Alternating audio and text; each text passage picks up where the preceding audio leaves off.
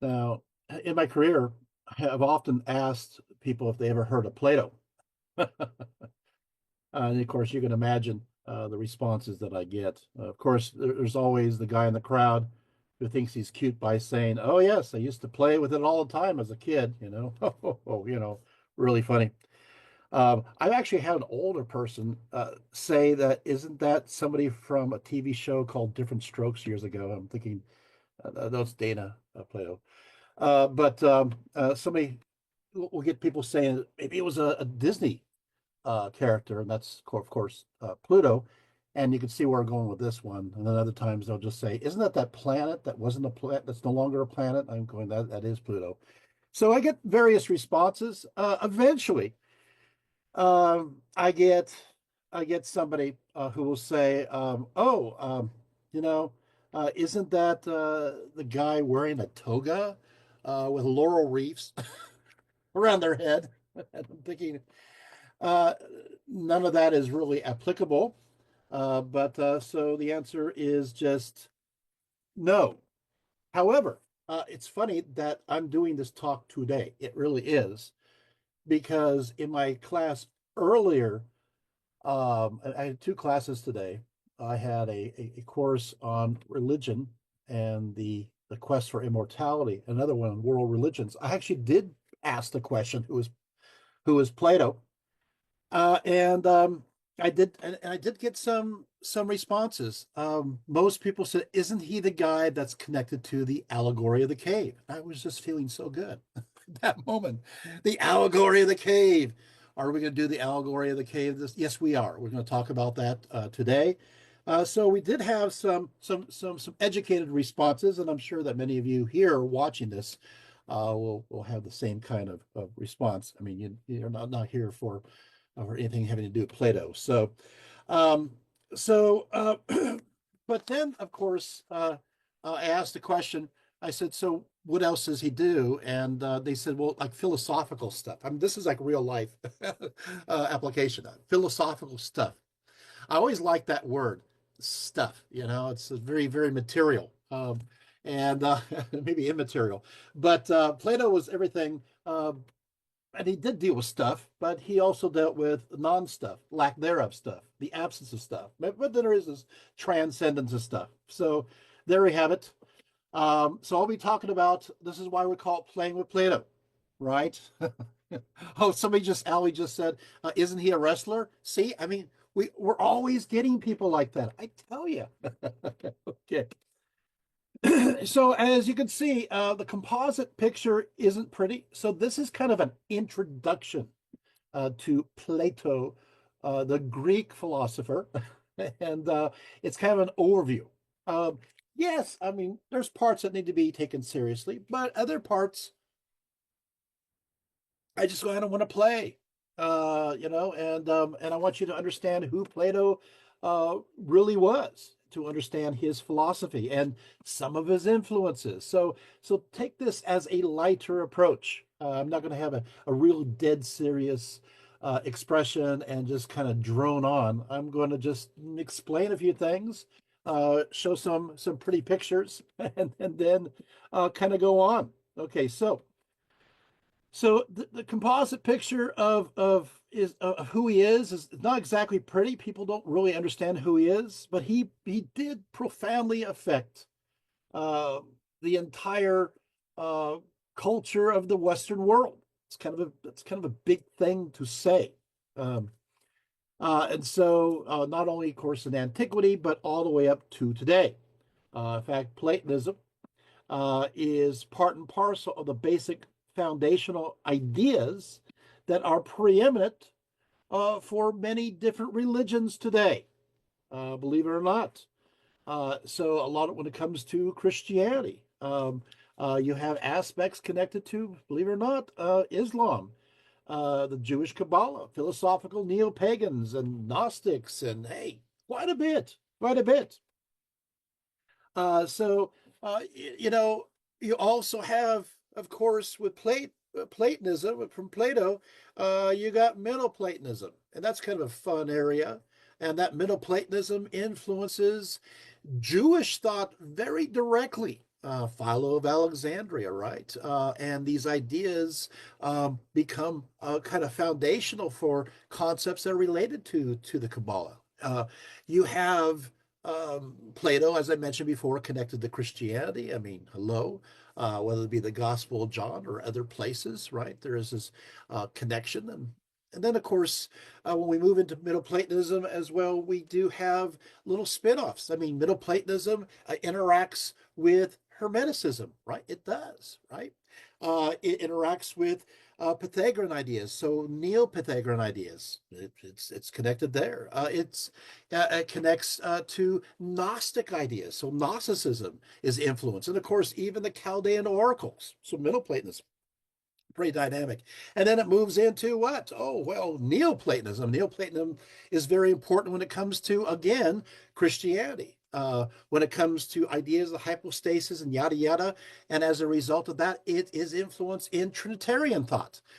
So ideas of defining the idea of Christian theology. So it's influential in the Council of Nicaea, the Council of Constantinople, the Council of Ephesus, the Council of Chalcedon. I mean, it's very influential. It's very foundational.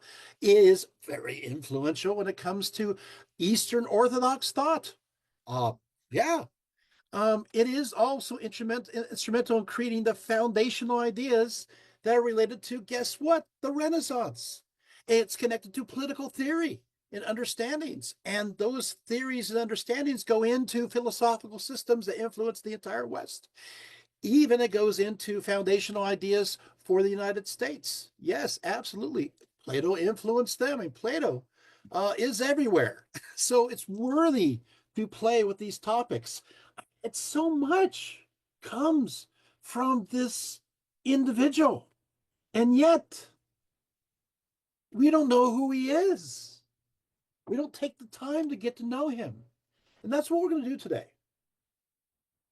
We're going to understand who Plato is. So naturally, I need to begin by providing a few definitions as a general practice. I probably should need to describe who Plato is. So the Greek philosopher Plato lived between 429 to 347 BCE. It's a very turbulent time in Greek history. Of course, when is it not, right? You know, Persian Wars and the Peloponnesian Wars, and then thank you Sparta for ruining everything for Athenians. He came from a wealthy Athenian family. And was heavily indebted to the philosopher Socrates for many of his basic ideas. Because of that, we are going to be talking about Socrates. Now, remember, so much of we know about Socrates comes through the filtering system, the ideas of Plato. So it is Plato. All of his works appear in the form of dialogues in which he does not make a direct appearance, in a sense, directing the various topics and how they proceed from a certain amount of detachment. And you can see that's very much part of his personality. He founded a philosophical school known as the Academy, which, of course, is one of the very first educational establishments in the West. So that's a pretty interesting feather in the cap there. Now let's delve a little bit deeper into Plato as a historical figure. Uh, say that he was uh, first of all, I'm going to be using, this is kind of an interesting novel idea. I'm going to be using primary sources to describe who Plato is. I thought that's the best way of doing it. And so I skipped the secondary sources, going right to reply. And a lot of my information does come from Diogenes Laertius, who was a writer during the 3rd century CE, but he got it from various sources. Who he does quote where he got it from oftentimes. And he states that he was born, according to some writers, I'm quoting here, in Aegina. Uh, let's take a look. We have an image of Aegina. So there we go. So you can see Aegina right there, right? You can see it's an island that's located off the south there, right?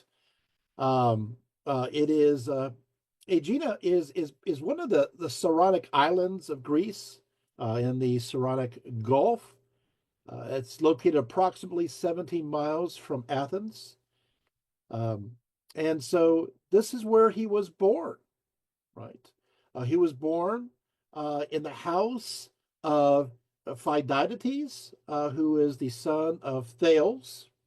Now, according to Diogenes Laertius, he lists as his source a certain Favoronius of Arlete, so who adds that Plato's father, Ariston, along with his family, were sent to the island to settle by the Athenians. Furthermore, they had the privilege of retaining their Athenian citizenship. So he does come from a more well to do background. Here, according to Fabronius, they remained until the Spartans expelled them soon after Plato's birth, although this is kind of disputed since there's no record of such an expulsion. But there you have it. Let's go to the next image. Take a look at this. This. Oh, look at this. This is the temple of Aphia. It's interesting. This Aphia. I know you never heard of Aphia. This is the goddess of fertility and agriculture, and this particular goddess was only worshipped on this island. It's an extremely localized kind of worship, and she was a goddess of fertility and agriculture. And they have traced her worship all the way back to the 14th century BCE. Let's go to the next picture. It really is a beautiful island. So, as you can see here, but all those islands in that area are very, very beautiful. So good. Okay. Of course, because of his later fame, many rather fabulous stories circulated about his birth that we cannot really take too seriously. In one version, a divinity appeared to his mom, and through this appearance, became pregnant with Plato. Now, when Ariston wished to have relations with his wife that same night, the god Apollo appeared to him and told him to leave her alone. Ariston, nevertheless, he tried to do so anyway because she was in her bloom, according to the primary source here, but failed to, quote, win her. And after that, quote, he ceased to offer his compulsion. Of course, what will happen is, so there you have it. After Plato was born, another story, go to the next image, another story tells how his parents went to sacrifice to the muses and nymphs upon Mount Hymettus. And this is the peak of Mount Hymettus right here. And you know what they did? They actually went there, went to a cave, and they left Plato there to sleep, believing that the muses and nymphs would have the right advice, would do the right thing that they're supposed to do. And so let's go to the next image. This is likely the cave where they say that Plato was placed for the night. This is the very cave, Vari. This is at the base of Mount Hymettus. It is a shrine dedicated to Apollo, as you would expect, because Apollo is very much a part of this story. Pan, as well as the nymphs. It was actively used. We've seen this through archaeology as early as the 6th century BCE, and it goes all the way to the 2nd century BCE. And there's evidence that it was revived in the 4th century CE. They left behind, let's go to the next image, left behind some rock carved sculptures, which are pretty interesting. Now, according to the sources here, they left Plato here, but Cicero, I told you I'm using various sources. Cicero notes that while Plato was an infant, I'm quoting from Cicero, asleep in his cradle, bees settled on his lips. And this was interpreted to mean that he would have a rare sweetness of speech. Hence, in his infancy, his future eloquence was foreseen. Unquote. So from Cicero. Um, Now let's see me for a few seconds. I just find it interesting. So the idea that the bee symbolism, right? The idea that the bees landed on his mouth, and it connects to his honeyed voice. We find in various Greek contexts the idea of somebody who is a great speaker is somebody that is known as the honeyed speaking one or the golden mouth. And so they use these terms. So, and that nature gave it to him. So the muses, right, and Apollo and Pan. So this is going to be a special natural gift. And yeah, and of course there's other kinds of connections to it, but that are related to various mysteries. And it looks like whether or not they would leave a baby in this deep dark cave by himself. I mean, you know, they did have ideas like incubation chambers and so forth, where they did some kind of where you sleep the night and you have various dreams. But I can't imagine leaving the baby there. But hey, it does seem to be a sort of initiation concept that will be placed into this narrative. So it's the old story of you just can't have a regular beginning. If you become famous later on, it's time to rewrite the way you're born. It's like, wow. I mean, Alexander the Great had that, right? He thought he was just the average son of Philip the second of Macedon, right? And then he went to the Oracle of Siwa after he's already gaining a lot of fame, right?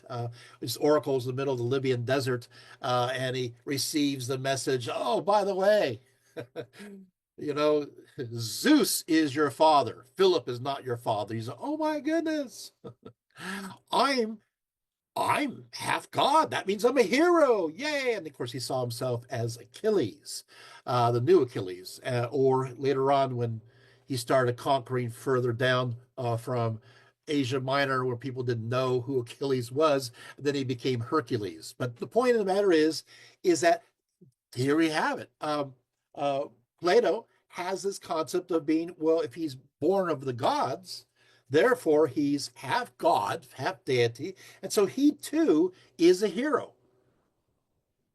He too is connected to the realm in between, so he can understand these special concepts. That's why he's able to understand the nature of the universe because of this divine origin. So if you ever become well known, it's time to do some rewriting. Just work it out with mom and dad, and go from there. Okay, let's go to the next image. Plato's father, Ariston, was said to have traced back his family line back to the legendary king Cadros of Athens, who supposedly reigned from 1089 to 1068 BCE.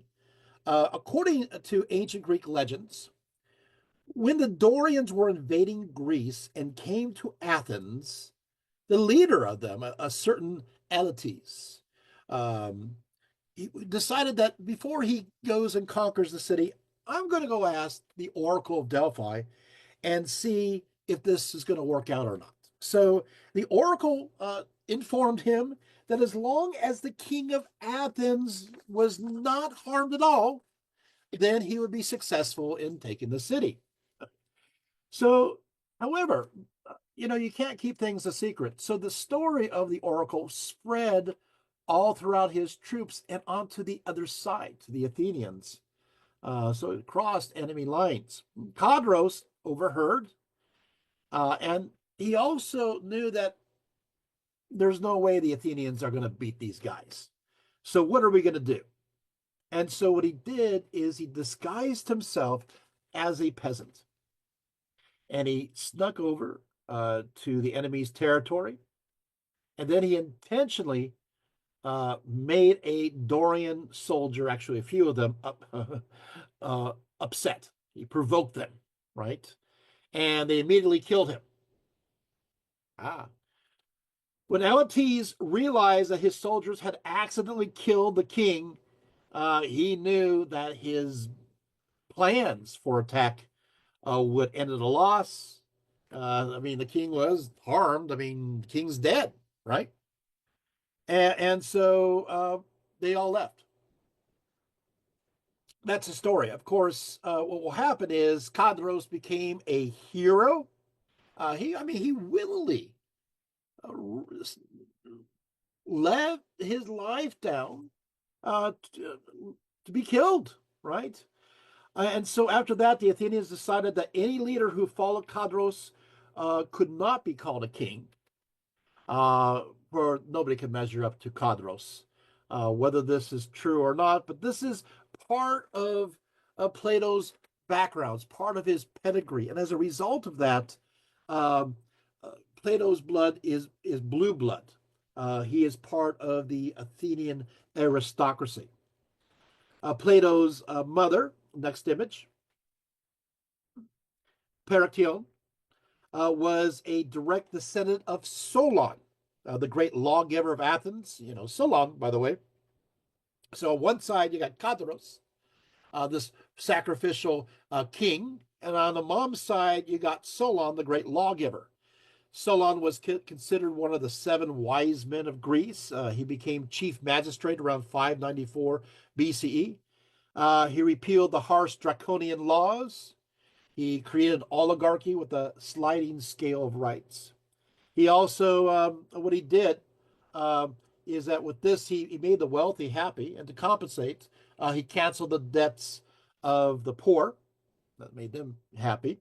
He created the idea of trial by jury, according to some sources. He enacted a reform that enabled those who had special talents, but who were not Athenians, that they could receive citizenship if they stayed to contribute to the polis, to the city. So the idea is, if you have a special gift, whatever it may be, but you're a foreigner, you're not an Athenian, but you're really good at something, practice that trade here because we want your gifts, we want your abilities, and we want anybody who's able to, well, make us more wealthy, but to make the city flourish. And he created this policy. This policy was very instrumental in making Athens stand out against the rest. It was its very pluralism, openness to bringing all these people from all these different places with all kinds of gifts that did make Athens a great city. Yeah, and eventually a city that is very much a leader, especially throughout the 400s BCE. Okay, so that's a big deal. Also, he created the first. I guess the best way to say it is elementary school system. You know, he was like the principal of a school. He believed that maybe kids should be educated outside of their homes. It didn't last very long, but it's an idea. I think it's fun, the trial by jury thing. So every time you get that notice in the mail, you can say, "Hey, thank you so long." Okay. There's Solon there. He doesn't look very happy. Oh, one little fun thing is he pushed through this constitution, and he made sure that everybody would agree with it. And he says, if you want to make any changes, you can, but I have to be present. And they all agreed. Okay. And then he left for 10 years. It's like, what? Why we can't change it? Because he figured, it takes a little while for these ideas to sink in. So there you have it. Okay, uh, that's pretty good. Let's go to the next image. Plato was definitely not an only child. For Ariston and Perictone had two other sons together. So I like this image, but I think I meant to have this go later on. Let's pull this down. So first son you had, it was Edemontus.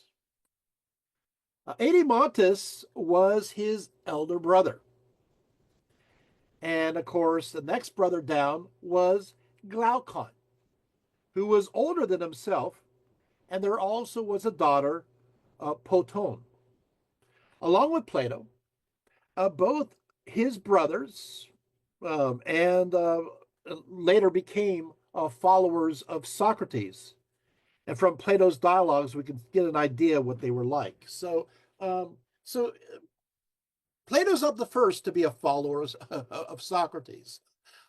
Is his older brothers became followers too. In a sense, Plato then followed in turn, right? Now, Adeimantus, we know a little less about him, but I'll bring him up first. He's the oldest brother. He was the pragmatist. He's always wishing the most realistic answer possible. And I have to say, he's less creative than Plato about various solutions in life. He sometimes comes off as sounding a bit greedy and very materialistic, uncertain that sacrificing um, on your own personal possessions was really one that would lead to happiness. He says, why would you sacrifice anything?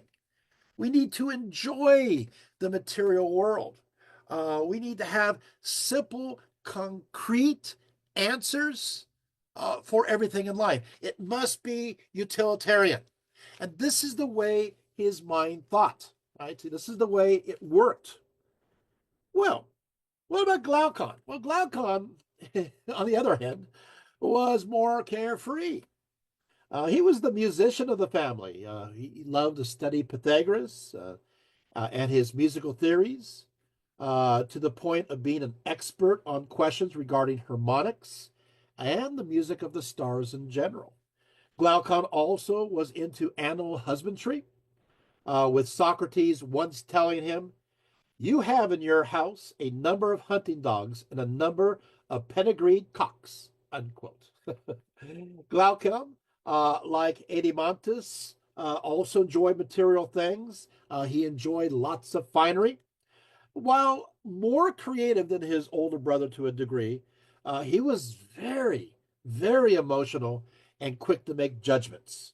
While Adeimantus was more serious and more calm, very pragmatic, Glaucon was one to just kind of fly off the handle, you know, and make these very quick judgments about people and things, while his older brother is more measured and careful, right? Aristotle said of Glaucon, quote, "The true mode of interpretation is the precise opposite of what Glaucon mentions. Critics," he says, "jump at certain groundless conclusions.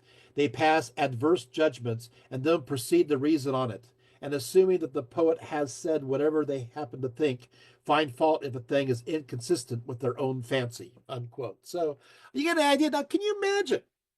You know, you have you have Plato here between these two brothers, kind of a sullen pragmatist, very methodical, not very creative, just want things to work, and kind of materialistic. And then you have the artsy next brother who's kind of flying off the handle and acting kind of crazy and coming up. And Plato, what is he doing? He's listening. Huh? Yeah. He's watching his two older brothers. I can imagine them sitting around the dinner table, and they did, or reclining around it. And he'd sit there, and we know that they would have these conversations. And he's learning. One thing about Plato, which is interesting, and we'll talk about this a little bit later, he didn't talk that much at first. He was a listener. I know it kind of throws you off. A quiet listener is somebody who changes the course of all Western civilization. You got to watch out for those quiet ones. You really do. Because they're thinking. You don't know what they're thinking, but they're thinking. And eventually they're going to say something. And that's what's going to happen soon. But during this phase of his life, he decided that he's going to take the position of just being a listener. I think we can learn from this. It's interesting because even in forms in Hinduism, you have the various stages of life, the four stages of life, and they have the first stage is connected to that which is the student. And the student at this point just sits and he listens, he learns. Sure, he asks questions, but he sits and learns. He absorbs this information, getting ready for the time to move to the second stage. Plato is doing the same. Okay, so let's get of course, we're going to get a story of Glaucon uh, from, of course, Plato. And so, and so at one point, Glaucon told Socrates in the work known as Plato's Republic that justice was often an abstraction. Justice was often just simply an ideal that was not important for its own sake, but rather for how it is applied by those who have the power, right? So, once again, justice is often an abstraction, it's just an ideal, right? You can see how Glaucon would do that in his personality type, right? It's not that important for its own sake, but rather for how it is applied to those who have power. So, those people who have the power can make the rules. Justice then was about power and opportunity, but not important for its own sake, right? Next, Glaucon tells a story about the ring of invisibility, supposedly found by an ancestor of Gyges. Let's take a look at the next image. The story tells how one day this shepherd who worked for the king of Lydia was out tending his sheep when suddenly an earthquake rocked the region. As a result, part of the side of a mountain crumbled away, leaving a cave behind. The cave turned out to be an ancient tomb where the corpse was entombed inside of a bronze horse. Immediately, the shepherd noticed a gold ring on the corpse's finger, and he quickly pocketed it. When then later on, he decided to put it on, he suddenly became invisible after twisting it a certain way. So the shepherds asked the others if he could go to the king and tell him how his flocks were doing, and the others agreed. Okay, next image.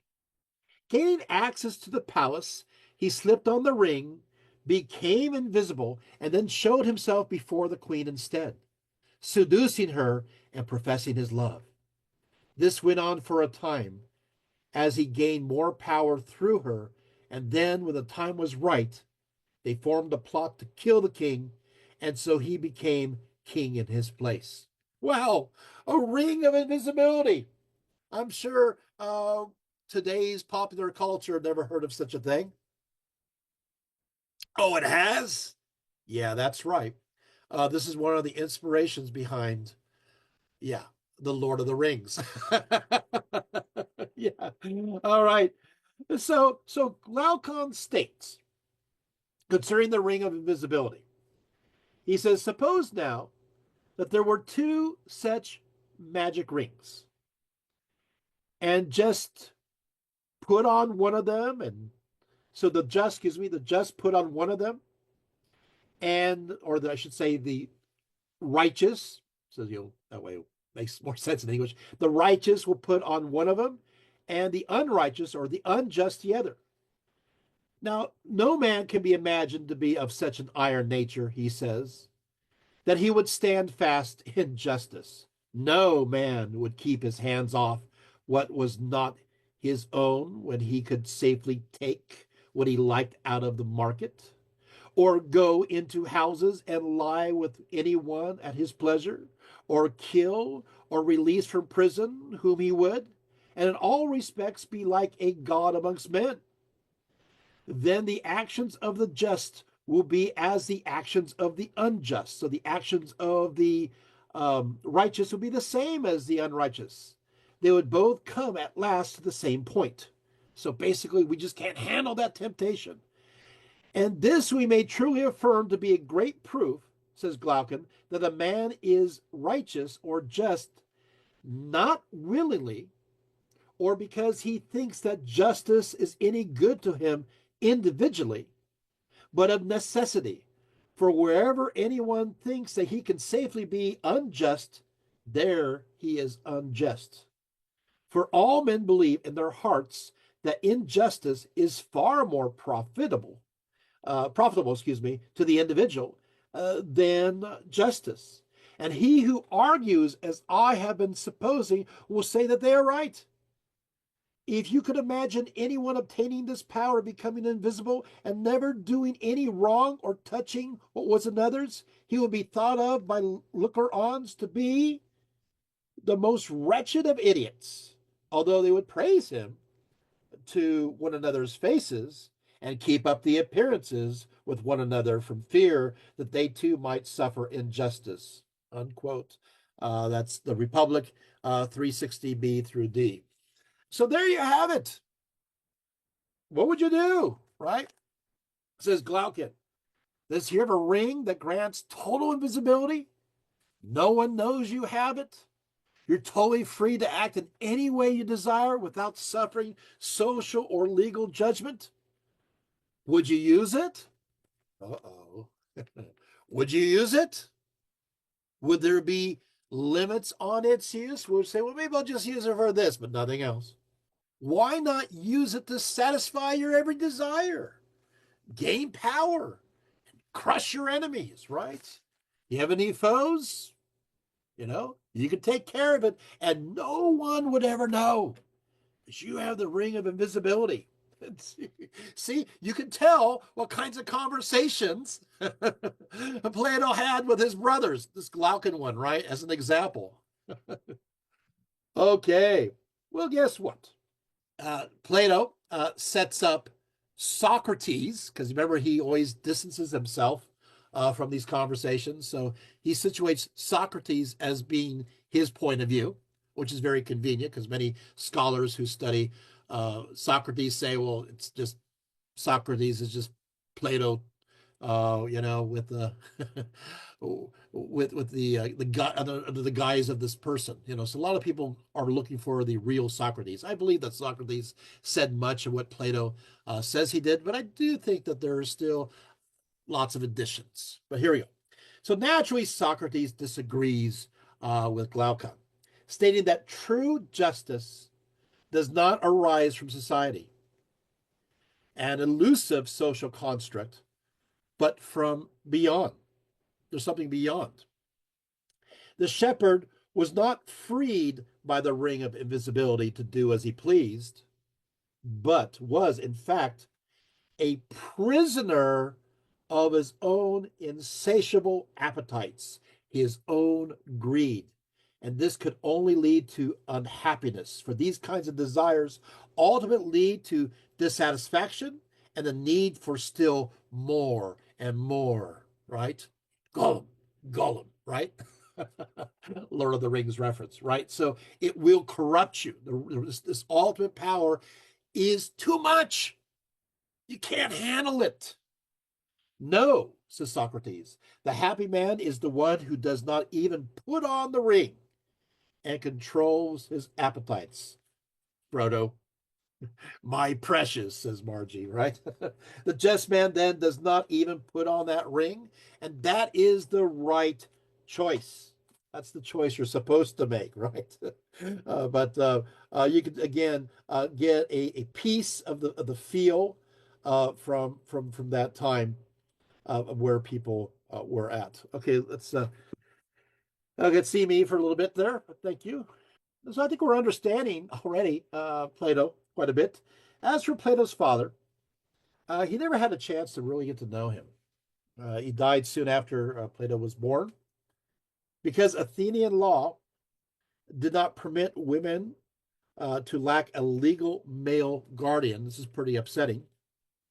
His mom, Peritone, had to be remarried, and and and under another man.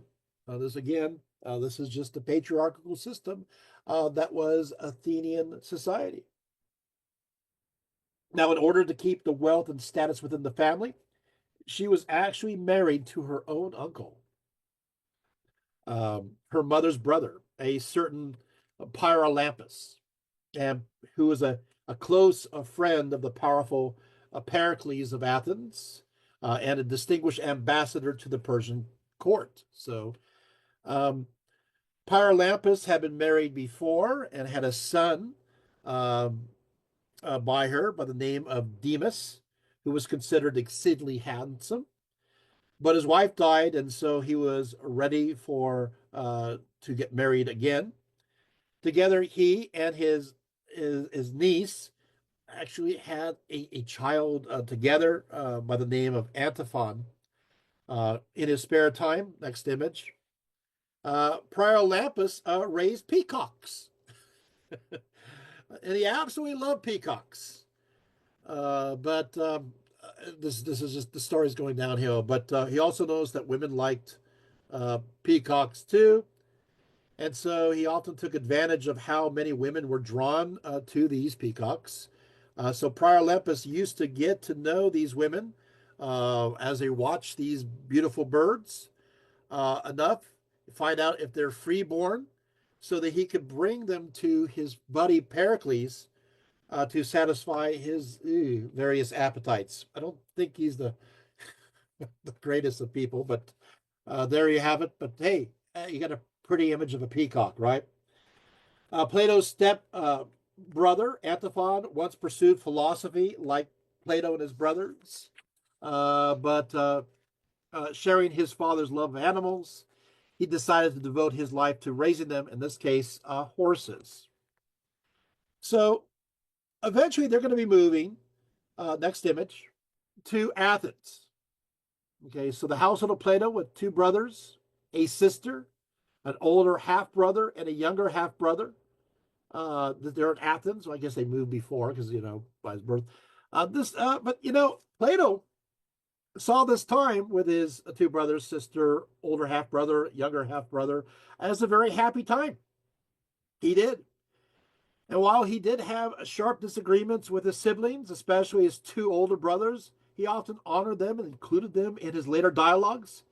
They were a philosophical family for the most part, enjoying lively conversations, debating one another back and forth, playing point and counterpoint. This is just a typical house, an Athenian house at that time, and it is highly likely that he lived in a place, a house that was similar to this one.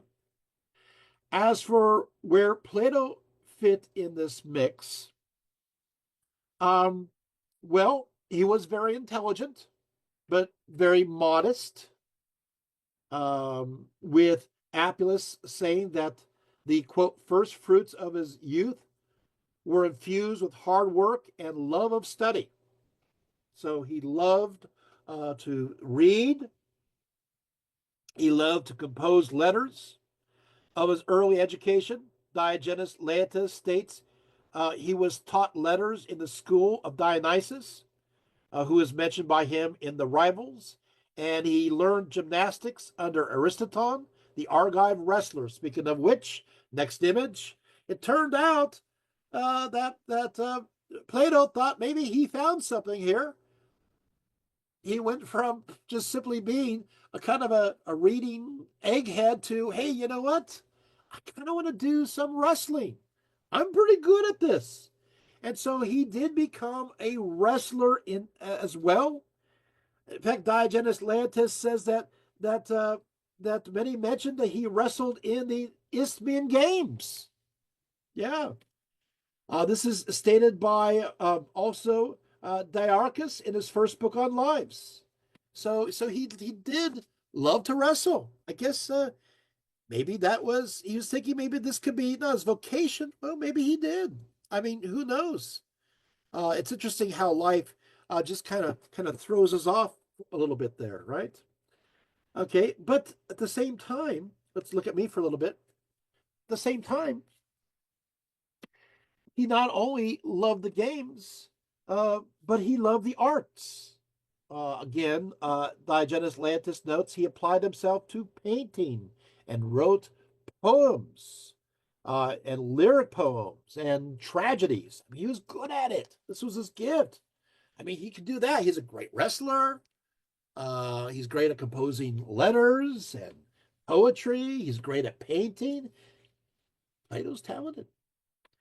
But but there's one thing he didn't have. He didn't have a strong voice.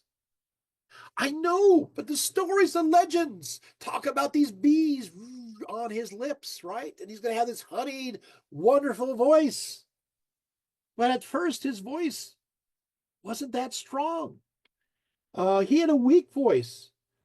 This is very curious considering his later reputation. Diogenes Laertius notes, I'm quoting, he had, they say, a weak voice. This is confirmed by Timotheus the Athenian in his book on lives. I'm just quoting here. It is stated that Socrates, in a dream, saw a young swan on his knees, which all at once put forth plumage and flew away after uttering a loud, sweet note. And the next day, Plato was introduced as a pupil, and thereupon he was recognized in him as the swan of his dreams. Well, this story indicates that it was weak, and then all of a sudden, it got strong. So it's interesting, right? All of a sudden, it was there. Okay. So next, Plato moved on to higher education, as recorded by Diogenes Laertius. Diogenes does quite a bit on his early life. At first, he used to study philosophy, and afterwards in the Garden of Colonus. Apparently, Plato wished to hold public office, and he was and be involved in the politics of Athens as a career. He was invited by the 30 tyrants, Cretia and Carmenides, who were amongst their leaders, to join them, but he refused. That was a smart move. They were a pro-Spartan oligarchy created after Athens lost the war with Sparta. This is following the Peloponnesian War, which ended in 404 BCE. I mean, there's just a big mess. And Sparta, they were the bad guys, right? And it's a smart move. Don't associate yourself with them. But dreams of a public life and everything else changed when Plato met Socrates. Let's look at next image. Afterwards, when he's about to, I'm quoting a primary source. Afterwards, when he was about to compete for the prize with a tragedy, so it looks like he went on to write his plays. He listened to Socrates at the front of the theater of Dionysus, which is this theater that you're looking at right here. After hearing Socrates, he then, quote, consigned his poems to the flames with the words, "Come hither, O fire god. Plato now has need of thee." From that time onward, having reached his 20th year, so it is said, he became a pupil of Socrates. So that's how it starts. It is the words of Socrates that compels him to follow. So let's go to the next image. Well, so who was Socrates? In general, of course, Socrates, who lived from 469 to 399 BC, was a famous sophist living in the 5th century Athens, who fervently believed that the ideals of truth and happiness could be discovered through the practice of continual inquiry, asking questions constantly about the nature of reality. Next, once realized, truth and happiness could be attained through the pursuit of excellence in all things. The methodology of inquiry he applied was what is today called the Socratic method, and he championed a belief in the importance of critical thought. Of course, Socrates made himself the quintessential example of his own philosophy, so that he also taught by example as well as in his words. He believed one was to practice what they taught, otherwise, they were not worth following. Much of what we know about Socrates and how we understand him is via the writings of Plato. You see, Socrates left no writings of his own, and Plato, along with a few others, like Xenophon and the playwright Aristophanes, were the only ones who recorded his life and teachings. But most of it is essentially Plato. In this sense, the influence and legacy of Socrates is forever tied to his foremost pupil, and that, of course, is Plato himself. As for his background, Socrates, well, he grew up in the home of a certain sculptor by the name Sepharonicus. His mother was a midwife by occupation, by named Farinate, which means she who brings virtue to light, a name that would actually represent her son's life goals, right? Socrates learned much from his mother. In fact, Socrates often esteemed women in many of his teachings. In fact, Socrates lists two women that were very influential in his life. Next image. First, there was Diotima of Mantinea. She was a philosopher, a priestess, and kind of a seer who is only mentioned by Plato, but most scholars agree she was a historical figure. There are exceptions. She taught him the true philosophical meanings of love.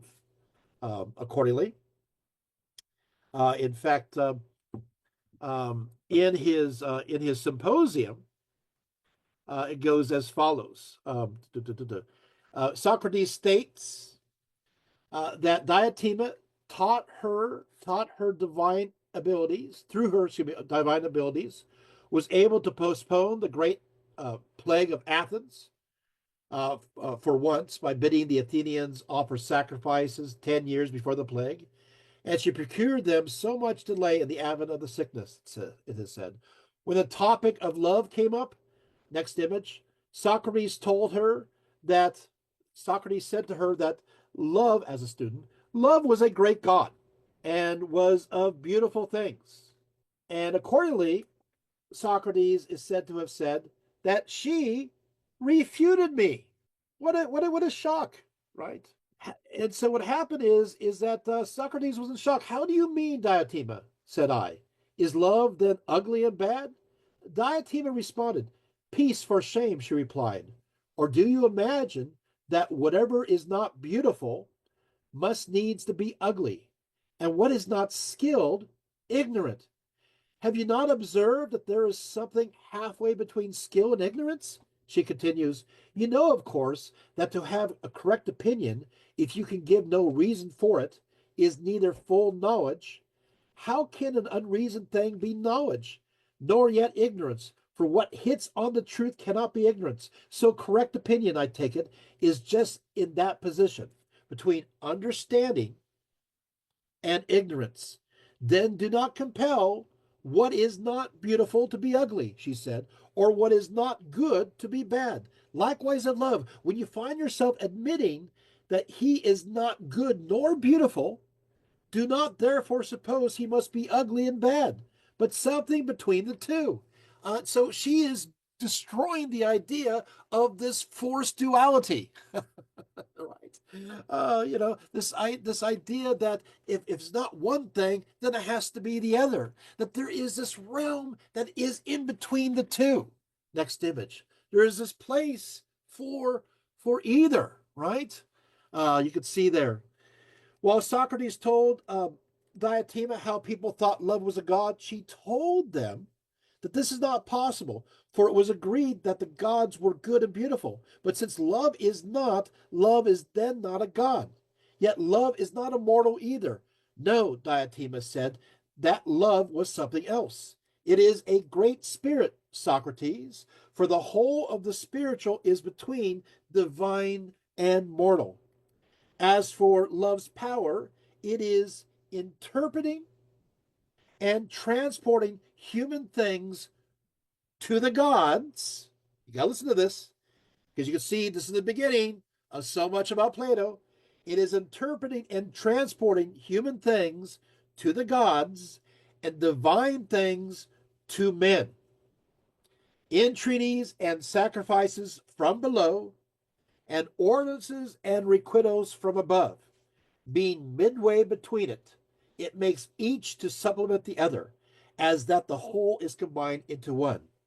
Though it through it are conveyed all divination and priestcraft concerning sacrifice and ritual and incantations and all soothsaying and sorcery, God with man does not mingle, but the spiritual is the means of all society and converse of men with gods and of gods with men, whether waking or asleep.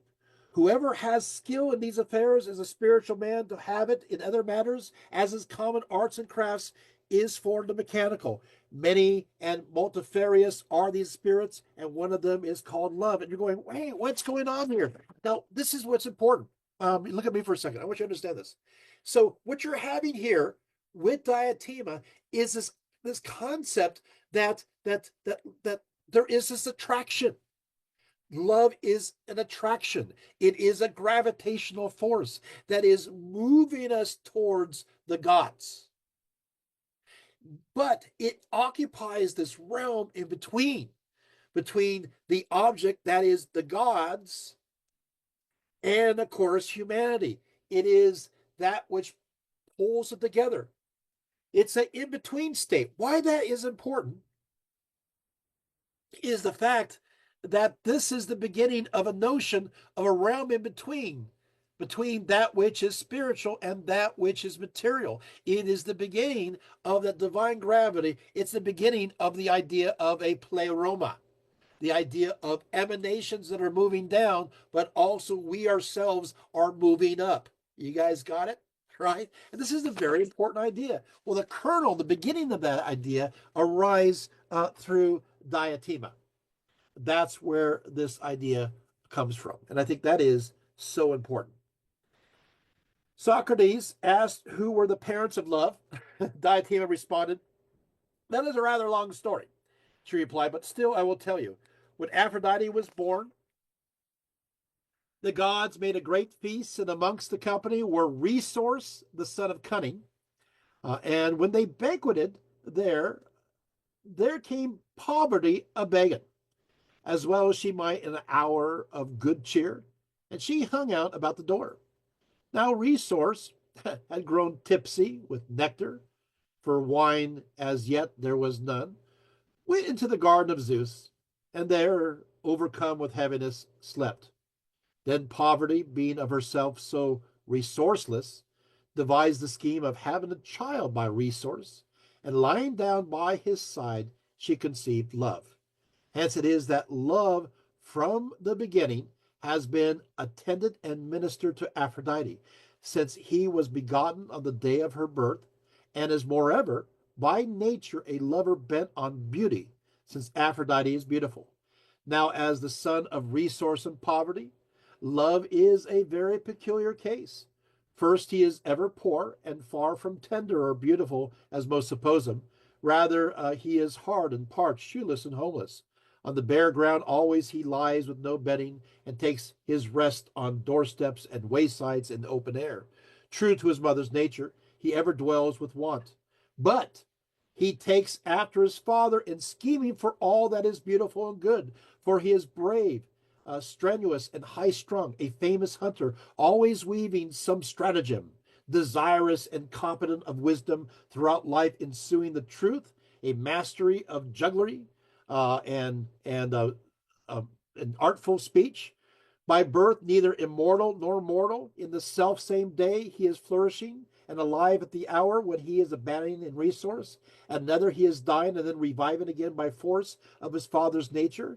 Yet the Resource that he gets will ever be ebbing away, so that Love is at no time either resourceless or wealthy, and furthermore, he stands midway between wisdom and ignorance.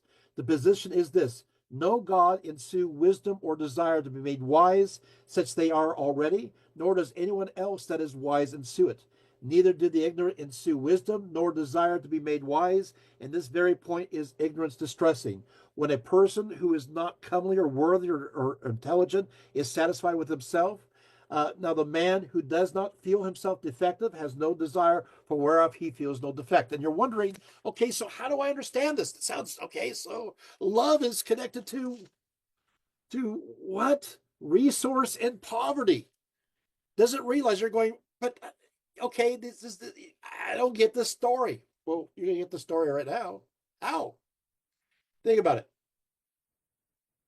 So it is, in a sense, in this world, in this material world, we are what? We are, in a sense, not connected to that which is spirit. I see where we're going with this, right? So we are, in a sense, we're poor, but we know intuitively. This is Plato, of course. We know intuitively that there is more, and so we seek. We wish to have more. We try to gain, but that in this material world, we are not complete. We're incomplete. We are limited, and so we are drawn, ever drawn further up by love to find completeness. Now you're getting it. And you heard the story, you're going, okay, got it. And so, yes, we are, in a sense, in poverty in this realm, but we are seeking through our resourcefulness to find the answer. And that, of course, is through love, and, of course, the transcendence that results from that. Is this kind of cool stuff? But, ancient talk is not always the easiest thing. Let's go to the next image. So there you have that. Okay, here we go. I want to bring this up. So, diathema. So you can see these are main ideas that are part of Platonism. So we're looking at the beginning threads of Platonism, and you're seeing it being woven here. As far as we have other backgrounds, we'll talk about that soon.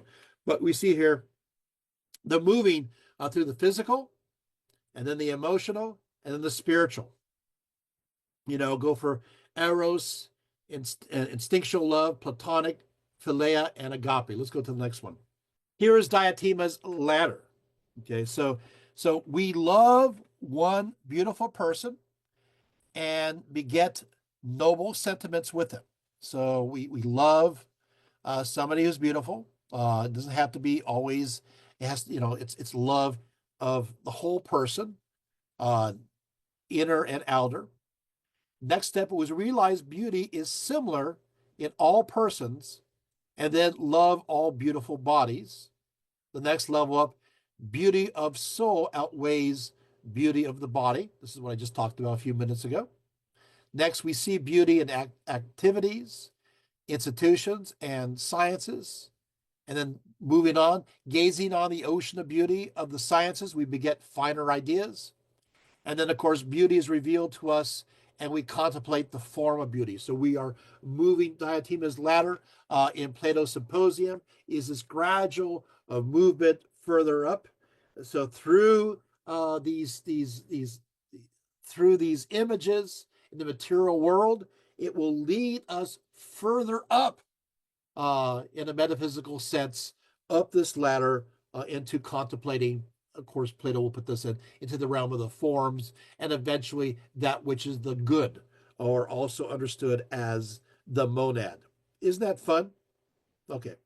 So there you have that. The next image, here we go.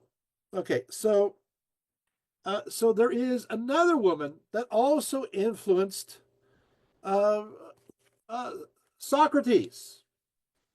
Her name is Aspasia, who is the mistress of the famous Pericles. Uh, she taught Socrates the art of rhetoric in a very masterful way. She's born in Miletus along the Ionian coast. Aspasia came to Athens as a hetairai. This is a hetairai is basically an educated, sophisticated female companion, sometimes understood as a courtesan. Because of their educated status, they were permitted to attend symposium that women were not, but they were. Most scholars agree that Aspasia ran a brothel, but her house held so many symposia that it actually became an academic center of learning in Athens. Pericles and Aspasia, actually, Pericles of Athens actually had a son together, Pericles the younger. Plutarch states, quote, now since it is thought that he proceeded thus against the Samians to gratify Aspasia, this may be a fitting place to raise the query what great art or power this woman had, that she managed as she pleased the foremost men of the state, and afforded the philosophers occasion to discuss her in exalted terms and at great length. This is Plutarch, right? So writing in the second century, first to second century CE, but this is quite a statement that she was a very powerful woman, right? Lucian of Samosata from the second century CE writes, we could choose no better model of wisdom than the Milesian Aspasia, the admired of the admirable Olympian. Her political knowledge and insight, her shrewdness and penetration shall all be transferred to our canvas in their perfect measure. Aspasia, however, is only preserved to us in miniature. Our proportions must be those of a colossus. Unquote. Wow. So again, this is unusual praise during a patriarchal age of this woman of great influence. But because of her occupation, of course, many in Athens believed she was guilty of impiety and for corrupting the young women of Athens. And so she's actually put on trial at one point. Next image. But she was exonerated. Those who hated her based on the fact that she was a woman and a heterae in a position of power called her all sorts of names, sometimes even Helen of Troy or Hera, and even blamed her for starting the Peloponnesian War, which of course is absolutely ludicrous. Okay. There's another woman that influenced Socrates. Let's go to the next image. And that's Xanthippe. Who's Xanthippe? His wife. Socrates was married. She was 40 years his junior. They had 3 children together. Plato characterizes Socrates' wife as a devoted wife and mother. The funny thing is that Socrates said that he actually chose his wife because of her ability to argue. Although how he says that is not exactly the best way, but I'll just quote it. He says, it is the example of the writer who wishes to become an expert horseman. None of your soft-mouthed, docile animals for me, he says. The horse for me to own must show some spirit, unquote. So what happened is that he believed that because she was an excellent arguer, they constantly fought. It enabled him to be a great arguer in person in public. So it basically would sharpen his rhetorical tools, so to speak, at home, so he could really deliver in person. So she always kept him on his toes, and so there is, like I said, you just can't make this up. Okay, let's go to me a little bit. Okay, so when his father died, Socrates inherited enough money to become financially independent and so was not required to work, at least full time for survival. This freedom enabled Socrates to pursue philosophy full time. And I'm thinking to myself, I'm not sure how, I mean, Socrates looked down the nose on various sophists because uh, they were paid for teaching their philosophies. And they're saying, well, a true philosopher shouldn't need to be paid for his services. But here's the thing: is that Socrates could afford to do so because Socrates he got money. He got money in the bank, so he didn't have to. And so maybe it's a little unfair for these poor for teachers. They just want to get a wage, man, and so that's what's kind of going on here. But anyway, um, so various teachers, other ones also influenced Socrates. Also, you have Athenagoras, for example, from Miletus. Now, as for his target audience, Socrates focused on the aristocratic youth of Athens. Socrates was even more popular because, as I mentioned, he did not charge for his teachings. Everything he taught was available to all and absolutely free. And of course, he said he was not there for any kind of financial gain. For Socrates, all was to be above board, public, and intended for all who wished to hear. Again, magnanimous, but he did have a fortune that he was sitting on. And what did Socrates teach his followers? We are fortunate that Plato took the time and tried his best to present an accurate record of his teacher as much as possible in his early dialogues. Later on, however, Plato elaborated, presented Socrates in the form of what would or could he be saying. So that becomes a little problematic. Okay, so let's go to the first image. Socrates taught his pupils to question their assumptions. Yes. He told them not to always trust what they were taught, even if it was traditional. In fact, especially if it was traditional, for truth needed to be tested through constant inquiry. The means to a certain fact from fiction, truth from falsehood, was through the dialectical method. Through this critical skill, what was assumed to be true often became simple guesswork and tradition. Socrates told them that many popular opinions, taken for granted as truth, had very little support. Confidence could only be gained if ideas and beliefs were carefully questioned. To address the search for truth, he devised what would later become known as the Socratic method. Let's go to the next image, where various questions are posed to a select group of people. Next, solutions to the questions are posed with those hypotheses that have possible contradictions eliminated. And through a process of elimination, the best possible answer should emerge. However, by doing so, so much of what is commonly believed then suddenly enters into the realm of supposition. Here you have the 5 stages of the Socratic dialogue. So first of all, you have the idea wonder. So receive what the other person has to say. Listen to their view or premise. I think a lot of people today have a problem with this first step. What will happen is that as opposed to really listening to what somebody is saying, we are rehearsing what we already think that they're going to be saying and getting ready so that we can immediately reply without hearing the small details or nuances. So the idea is to actually fully listen and suspend your own arguments for a period of time with an open mind. Number 2, reflect, sum up the person's viewpoint and clarify your understandings of what you have heard. The next step is, after hearing it, then you kind of repeat it back to them to make sure you understand that fully. It's kind of interesting because this is oftentimes used in psychology and marriage counseling and all these kind of places where it's like, the husband or wife says this is what they want, and they have the husband and wife repeat back, can you make sure that they understand what it says? So you got to reflect upon it. Number 3, refine and cross-examine.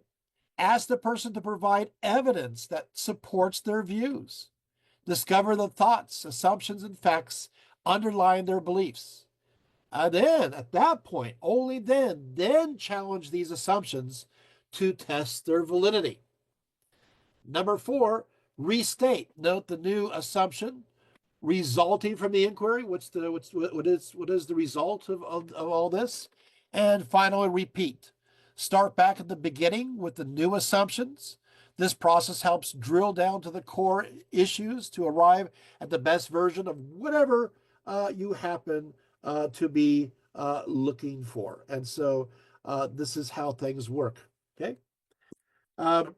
Second, next image, Socrates, through making his students question their assumptions via the dialectical method, hoped they would realize that ultimately so much of what we know is simply illusion, that we had to accept the fact that we were indeed ignorant about most things, and as a result should become humble in this regard. And I kind of like this particular image. It kind of gives you the Greek behind it.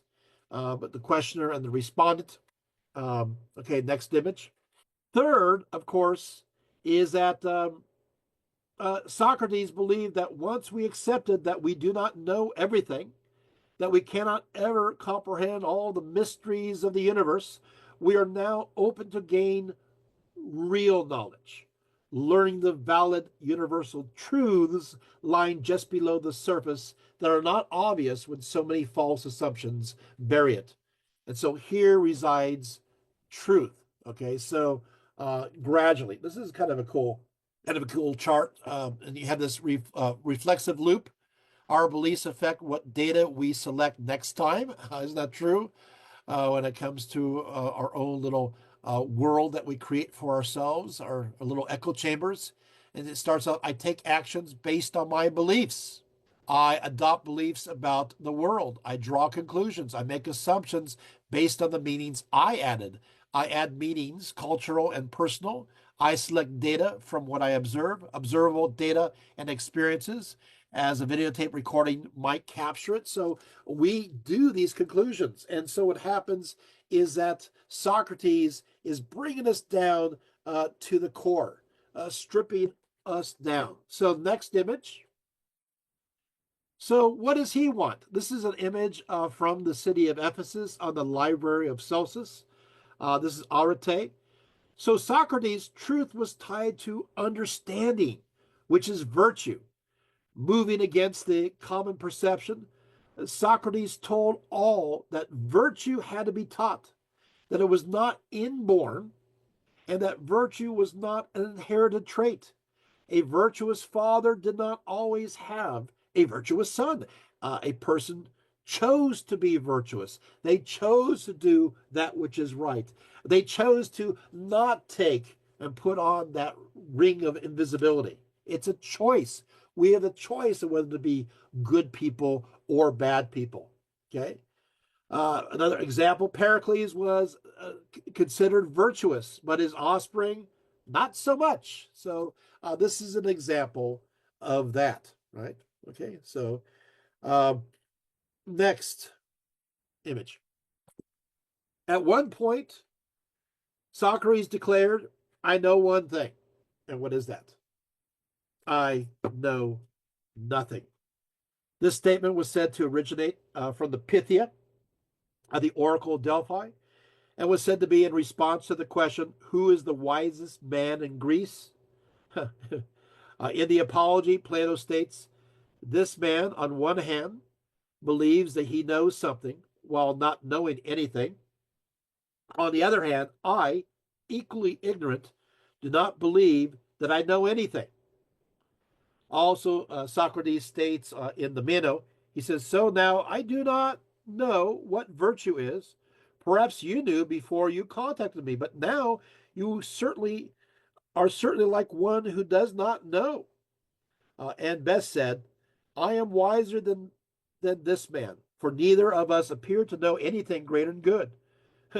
But he fancies he knows something, although he knows nothing. Whereas I, as I do not know anything, so I do not fancy I do. In this trifling particular, then, I appear to be wiser than he, because I do not fancy I know what I do not know. Okay, there we go. You got, in essence, Socrates taught that we must first come to realize that we do not know anything, and that the world is full of wonder and full of complete knowledge. Being full of complete knowledge is impossible. From this humility, virtue may grow its roots. Furthermore, much of doing, and evil in general was based upon ignorance, either unwilling or willingly ignorant. And then we come up with this next story. And this is a great story, next image. And this says a lot. Oh, yes. The Euthyphro dilemma. Okay.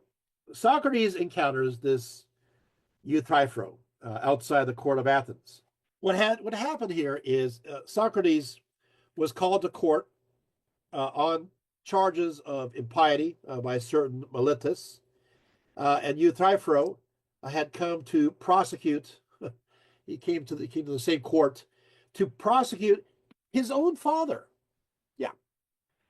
for unintentionally killing a murderous hired hand. So he had a hired hand and he unintentionally killed him. Socrates flatters Euthyphro, suggesting that he must be a great expert in religious matters if he is willing to prosecute his own father on such an unquestionable charge. Euthyphro concurs that he does indeed know all there is to be known about what is holy. Euthyphro concurs that he does know everything about this. You can see where we're going with this one. Socrates urges Euthyphro to instruct him. Well, if you know everything about that which is holy, can you go ahead and teach me? And maybe your teaching can help me in my case. So Euthyphro he says, well, holiness is persecuting religious offenders. Socrates is just not sure about this, found it very unsatisfying. Says there are many holy deeds aside from that of persecuting offenders, right? So he asks Euthyphro instead to give him a general definition that identifies that one feature. Give me one feature that is holy. What are holy deeds that all holy deeds share in common? Euthyphro suggests that that which is holy is agreeable to the gods. That which is holy is agreeable to the gods. Socrates responds. He says, "Well, he says, but the gods kind of quarrel, don't they? So what is agreeable to one may not be agreeable to all of them." Euthyphro, most important attempt to define holiness comes with a suggestion that what is holy is, again, what is approved by all the gods. If the gods all approve of it, then this is holy. Socrates sets up kind of an elaborate argument because he's kind of setting things up to show that the two cannot be equivalent to one another. What is holy gets approved of by the gods because it is holy. So what is holy determines what gets approved of by the gods. And what gets approved of by the gods in turn demonstrates what is approved of and by the gods. It follows from this reasoning that what is holy cannot be the same thing as what is approved by the gods, since one of these two determine what gets approved of by the gods, and the other is determined by what gets approved of by the gods. It's like, oh, no. So you can see right here, look at the little chart right here. It's a dilemma, right? And he says a divine command theory is the view that morality is somehow dependent upon God, and that moral obligation consists in the obedience to the God's commands, right?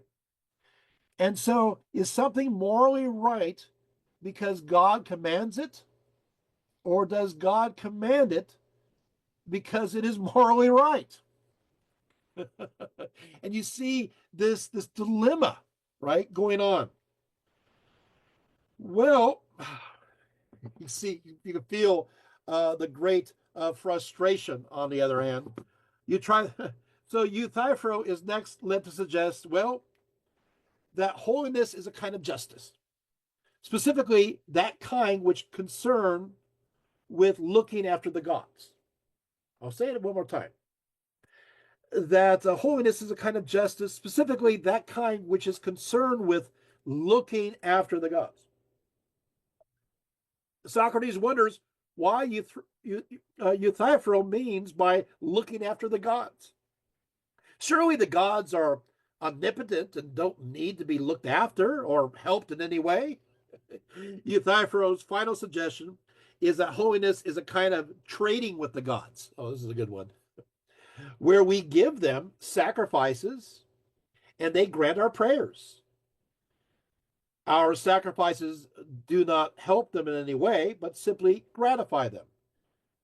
But, next image, but Socrates points out to say that holiness is gratifying, that holiness is gratifying the gods is similar to saying that holiness is what is approved by the gods, which leads us all the way back to our previous conundrum. Rather than try to find a better definition, Euthyphro leaves off in a huff, frustrated by Socrates' questioning. Yeah, this is a cartoon, perfect, But Euthyphro, you have only gone around in a circle and have not explained piety at all. Excuse me, I've got to go now. I'm done. Well, you can see that this possibly could make some people upset. And that's what's going to start to happen. Let's look at me for a little bit. So he does this a lot. There is nothing sacred. There's nothing that. So any topic about religion, about politics, about society in general, he's going to question anything, everything, using this strategy. His students absolutely loved him. Their parents certainly did not, with many believing that he is corrupting them by asking them to question everything they were taught. The problem was that his students applied their newfound critical thinking skills in all kinds of contexts, and for many, this became a threat to society. His contemporary, the playwright Aristophanes, presents Socrates as a clown in his play, The Clouds, showing them how they may escape their debts through their ability to argue their way out of it. I can't say they can just, they're learning. He's teaching these kids how to argue, and it's driving us crazy. It's got to stop. This was made all the worse by the fact that he was already a somewhat controversial figure in a political sense, where he had associated with those who stood against the democratic regime before the defeat by Sparta. So these associations got him in trouble. And of course, another unfortunate situation for Socrates is that, two of his former students, Alcides and Critias, had overthrown the democratic government at one point, and they ruled poorly, which is an understatement. And so this caused a big problem. And so we get to the next image. Eventually, the Athenian jury found Socrates guilty of atheism, right? And corrupting the youth of Athens in the year 399 BCE. The jury consisted of 500 Athenian citizens, and they met at the very center of Athens, out in the open, for all to witness. So let's go to, even though this is a famous image, let's go to the next one. And this is more likely what the image was. Well, Socrates received 3 hours to defend himself. I have to tell you, things are not going very well. You see, after hearing both sides, the jurists went forward and placed a small disc in either the urn with the word guilty written on it, or to another one with the words not guilty on it. Socrates was found guilty by a vote 280 to 220. And so now it was time for his sentencing. His accusers demanded him to be put to death.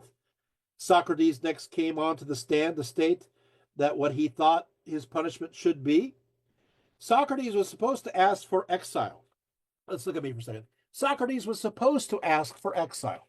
If he did so, he'd be free to go. But Socrates thought by doing so, he would not be true to his teachings, for he believed he did nothing wrong at all. How could teaching people critical thinking skills and to emphasize the idea of virtue be conceived as a crime? He told those gathered that he should instead be rewarded for his actions, not penalized for it. Socrates told his audience that they were too absorbed with their families, their social lives, their careers, and even their political games, rather than the welfare of their souls, which should be the emphasis of their lives, with the other areas following a priority. When Socrates told them that God, in a singular sense, had chosen him as his divine emissary to present his idea, his audience became very enraged. Many began to ridicule him. Apparently, that was not considered acceptable. And so he said, maybe I should pay a small sum of money. But that was also unacceptable. And so his accusers won the day. The sentence was death. Next image. Socrates accepted his fate with dignity. He was taken to the nearby jail and was told to drink hemlock. Plato described what happened next in the Phaedo. When Crito heard, he signaled to the slave who was standing by. The boy went out and returned after a few moments with the man who was to administer the poison that he brought readily mixed in a cup. When Socrates saw him, he said, "Now, good sir, you understand these things. What must I do? Just drink it and walk around until your legs begin to feel heavy, then lie down, and it will soon act." With that, he offered Socrates the cup. The latter took it quite cheerfully, without a tremor, and no change of color or expression. He just gave the man his stolid look and asked, "How say you? Is it permissible to pledge this drink to anyone? May I?" The answer came, "We allow reasonable time in which to drink it." "I understand," he said. "We can and must pray to the gods that our sojourn on earth will continue happy beyond the grave. This is my prayer, and may it come to pass." With these words, he stoically drank the potion, and quite readily and cheerfully. And then, of course, Plato goes on to describe all his gradual symptoms of dying, describing him losing his stealing in his legs, and as it creeps up, it's just kind of like, okay, can you stop now? In fact, gets to the point, which is really sad, he becomes delirious. As the chill sensation got to his waist, Socrates uncovered his head. He had put something over it and said his last words, "Crito, we owe a cock to Asclepius. Do pay it, don't forget." "Of course," said Crito. "Do you want to say anything else?"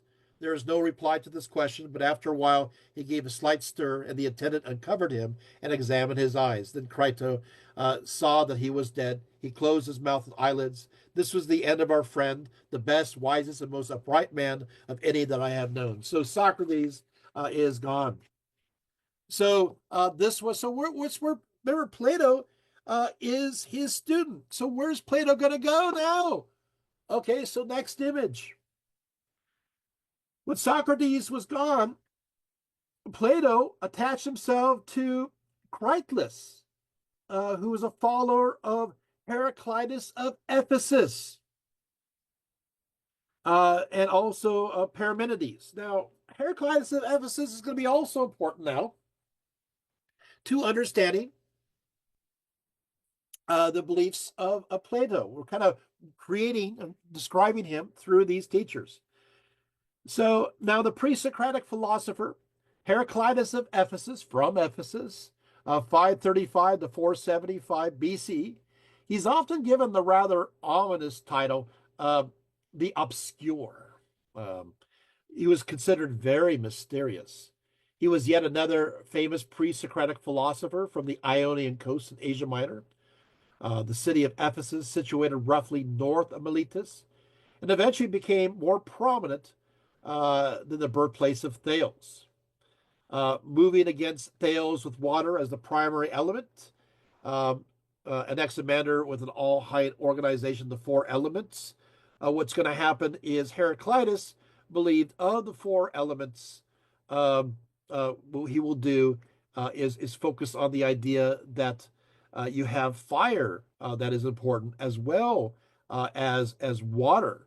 In fact, but he says that nature of all things is actually change. In fact, the nature of reality is change, and change itself. Let's just look at me for a few moments. He says that the universe is like a river, for you cannot step in the same river twice, since it's always in a state of flux, of formation. So everything flows and nothing is still.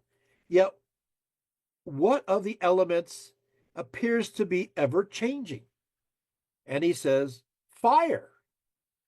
Of course, his version of the element of fire is steeped more in metaphor, representing either the cosmic fire or the Promethean fire that was given to humans in spite of Zeus's wishes.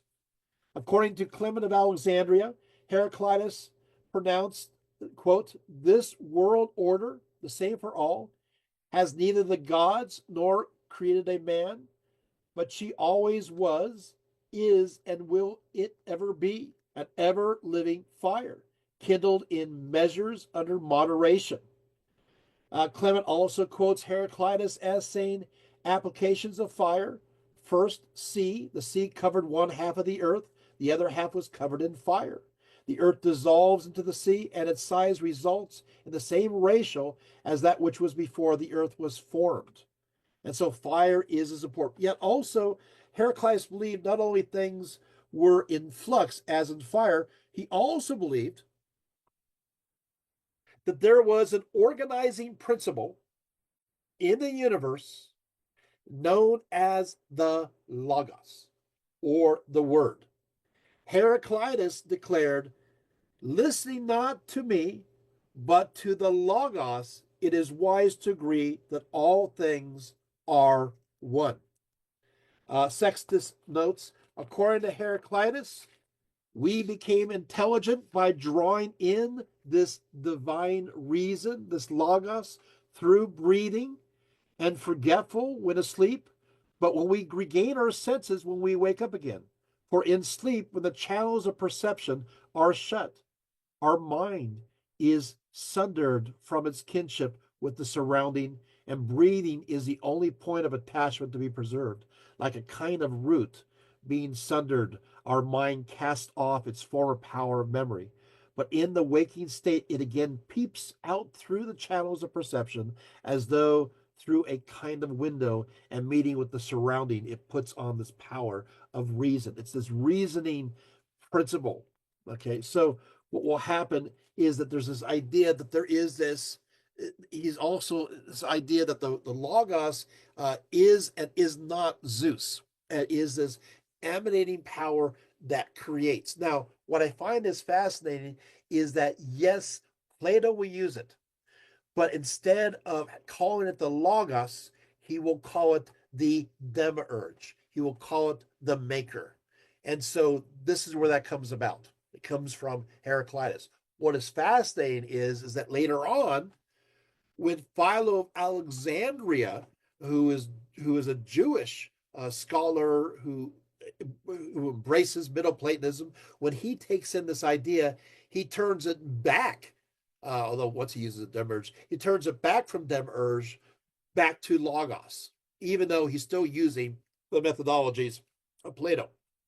And so in the beginning was this Logos that creates all things. And this is the form then that the Gospel of John takes in the beginning, the prologue there. In the beginning was the Word, the Logos, and the Word was with or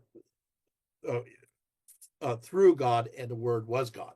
And so these ideas are kind of bouncing back together again. Is this making sense? So there you have it. But you also have this idea of constant motion, getting this from Heraclitus, that everything is always moving. You can't step in the same river twice. Things are always active. So it's a dynamic universe. It's the same dynamic universe that Plato has. Even though you have the solid forms that are there, you have these emanation moving down that are always moving. And so once again, Heraclitus is important. Good. Okay. Well, where do we go now? You're thinking, okay, it looks like, right? It looks like it is time. Oh, I got to show you this next image. Sorry, one more of Heraclitus, the image there. So the next image, yeah. So there it is. No man ever steps in the same river twice, for it is not the same river, and he's not the same man. And this is also the other interesting bit, is that we are always. I mean, what is reality? This kind of feels also almost like Eastern belief as well. The idea that everything is in flux, everything is in constant movement, and so we are always changing. We're not the same person as we were yesterday or last year or 10 years ago. We are always, even in a physical sense, the cells in our body, we're always going through this process of change. So what is reality then, right? Because reality, what we are at this moment is going to be changing by the time I finish this talk. We're going to be at a different place. We're always moving. So it is always in flux. So what is understood as real then is something that is always there beyond time. Oh, right. Getting pretty deep there. Okay. So you get the idea. Next image. All right. So now what happens now is that according to Aristotle, Plato becomes first acquainted with Critolus and his views on Heraclitus. Um, um, right, of course, after Socrates, and says that the whole sensible world is always in a state of flux, and that there is no scientific knowledge of it. And after years, he still held these opinions. Unquote.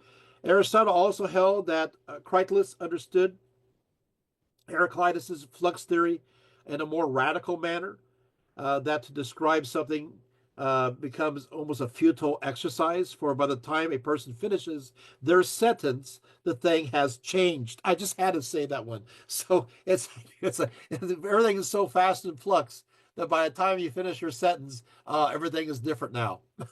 Kind of feel that way nowadays, right? Okay. So you're thinking, okay, well, it's time for Plato to teach. Thank you. No. What? Next image. No, he's going to travel the world next. Huh? I thought he's supposed to no. So he's now 28 years old, and is he going to teach? No. Yeah, he's been doing the listening. Now the next phase is he's going to be doing the traveling. How long is he going to travel for? Well, he's 28 when he sets out traveling. He comes back to Athens when he's 40. So he's going to be gone 12, 13 years traveling around. I love that, right? I mean, it's a quiet guy, uh, soaks in all this information from all these great teachers, and then as opposed to just going right to teaching, now it's time to get the experience of the world, see the world and learn from it. Great method if you can afford it, right? So what happens here is according to Diogenes Laertius, then at the age of 28, according to Hermodorus, he withdrew to Megara to be with Euclides. Let's go to the next image. You see Megara right there on the left-hand side. This is an image of Megara, and with certain other disciples of Socrates. Next, according to Laertius, he proceeded to Cyrene. Next image. That's down there. And so, yeah, he's in what is now Libya to visit Theodorus. Theodorus, he's the mathematician, and thence he goes on to Italy. Next image. This is an image of Cyrene. Pretty cool looking, right? Next image. He goes on to Italy to see the Pythagorean philosopher Philolaus, who basically taught that who's basically a Pythagorean philosopher, and who taught that the foundation of everything is the part played by limiting and limitless, which combines into what is known as harmony. So, next image there. He meets with philosophers. He meets with leaders who apparently are not always thrilled with his teaching. That looks like somebody in my audience at times. Next image, and then he goes to Egypt. In fact, he spends a lot of time in Egypt, and so some people have him in Egypt. Because remember he's gone for 12, 13 years. Some people have him in Egypt for at least a decade, if not longer. I found a longer version of it. Strabo, uh, from the first century BCE to the first century CE, actually says uh, that Plato is in Egypt for 13 years. So that's a lot of time. So he's gaining knowledge. Most people don't know that, by the way. Hey, trivia, right? A lot of time in Egypt. So he was very interested in learning much of what the priests of Egypt had to say. No, I do want to say that he actually when he got to Egypt, he did fall sick for a period of time, and he was cured by the priests, uh, and they treated him with this seawater, and for this reason. he cited the line, quote, "The sea doth wash away all human ills," unquote. Furthermore, he said that according to Homer, beyond all men, the Egyptians were skilled in healing. So he's very interested in their medical knowledge. But so he's very interested in what the priests taught. Next image. So he went to a place known as Heliopolis. So this is kind of what Heliopolis used to look like. It's a pretty amazing place right there. And so there's a story that came through his own family about some of their mysteries. As I mentioned before, Plato's mother, Perictione, traced her lineage directly back to the great Solon. Now, accordingly, during his self imposed exile, intended to make the Athenians apply his constitution without forcing him to change it, remember that story?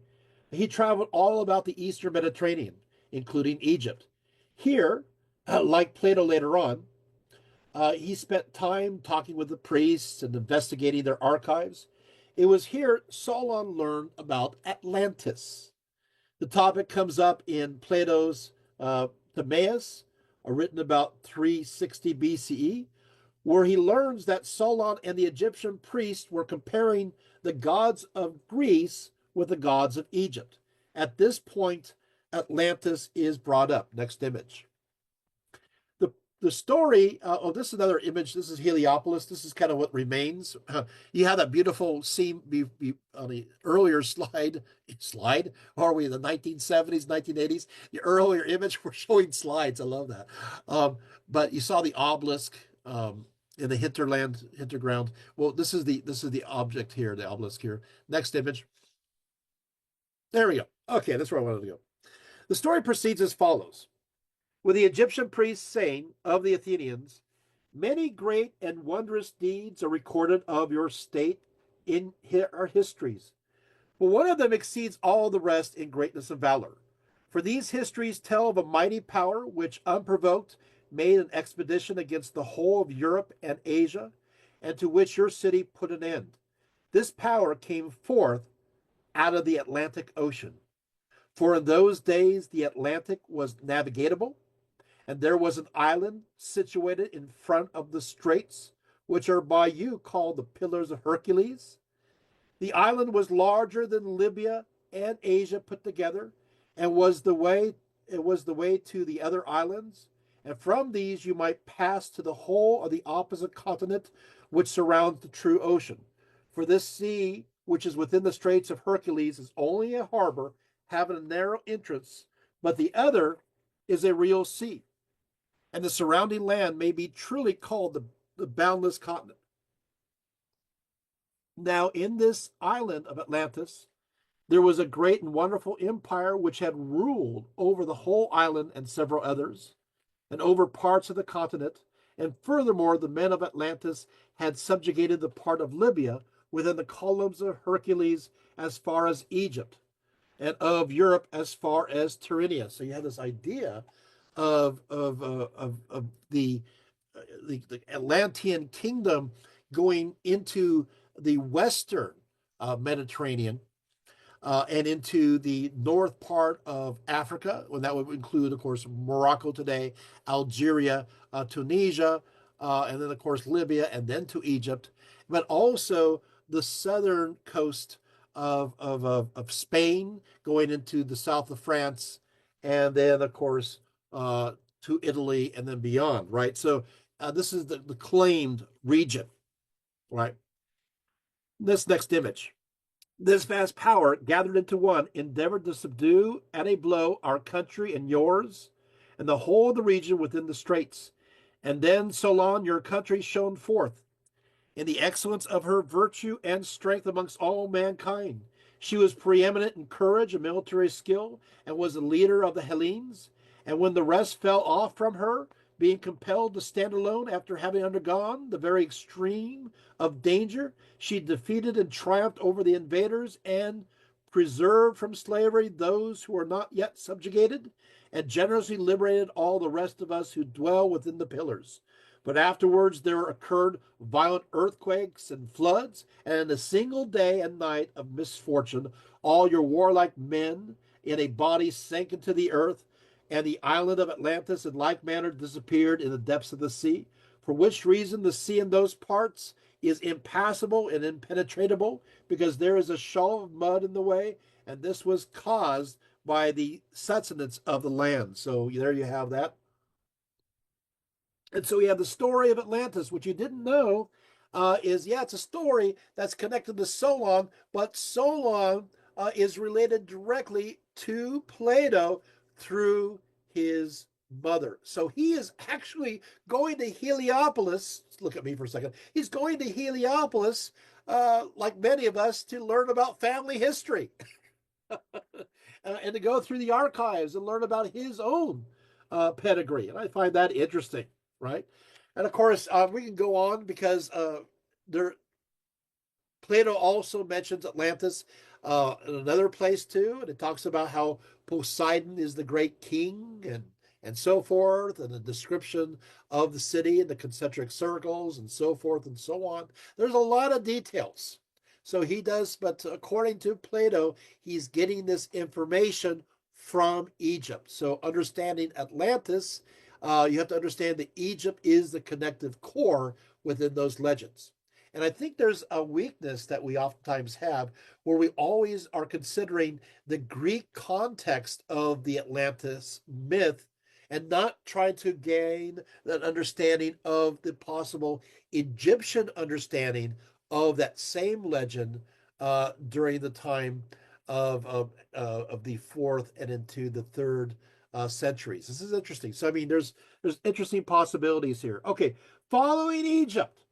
Plato wished to travel to the east and converse with the priests of Zoroastrianism in Persia.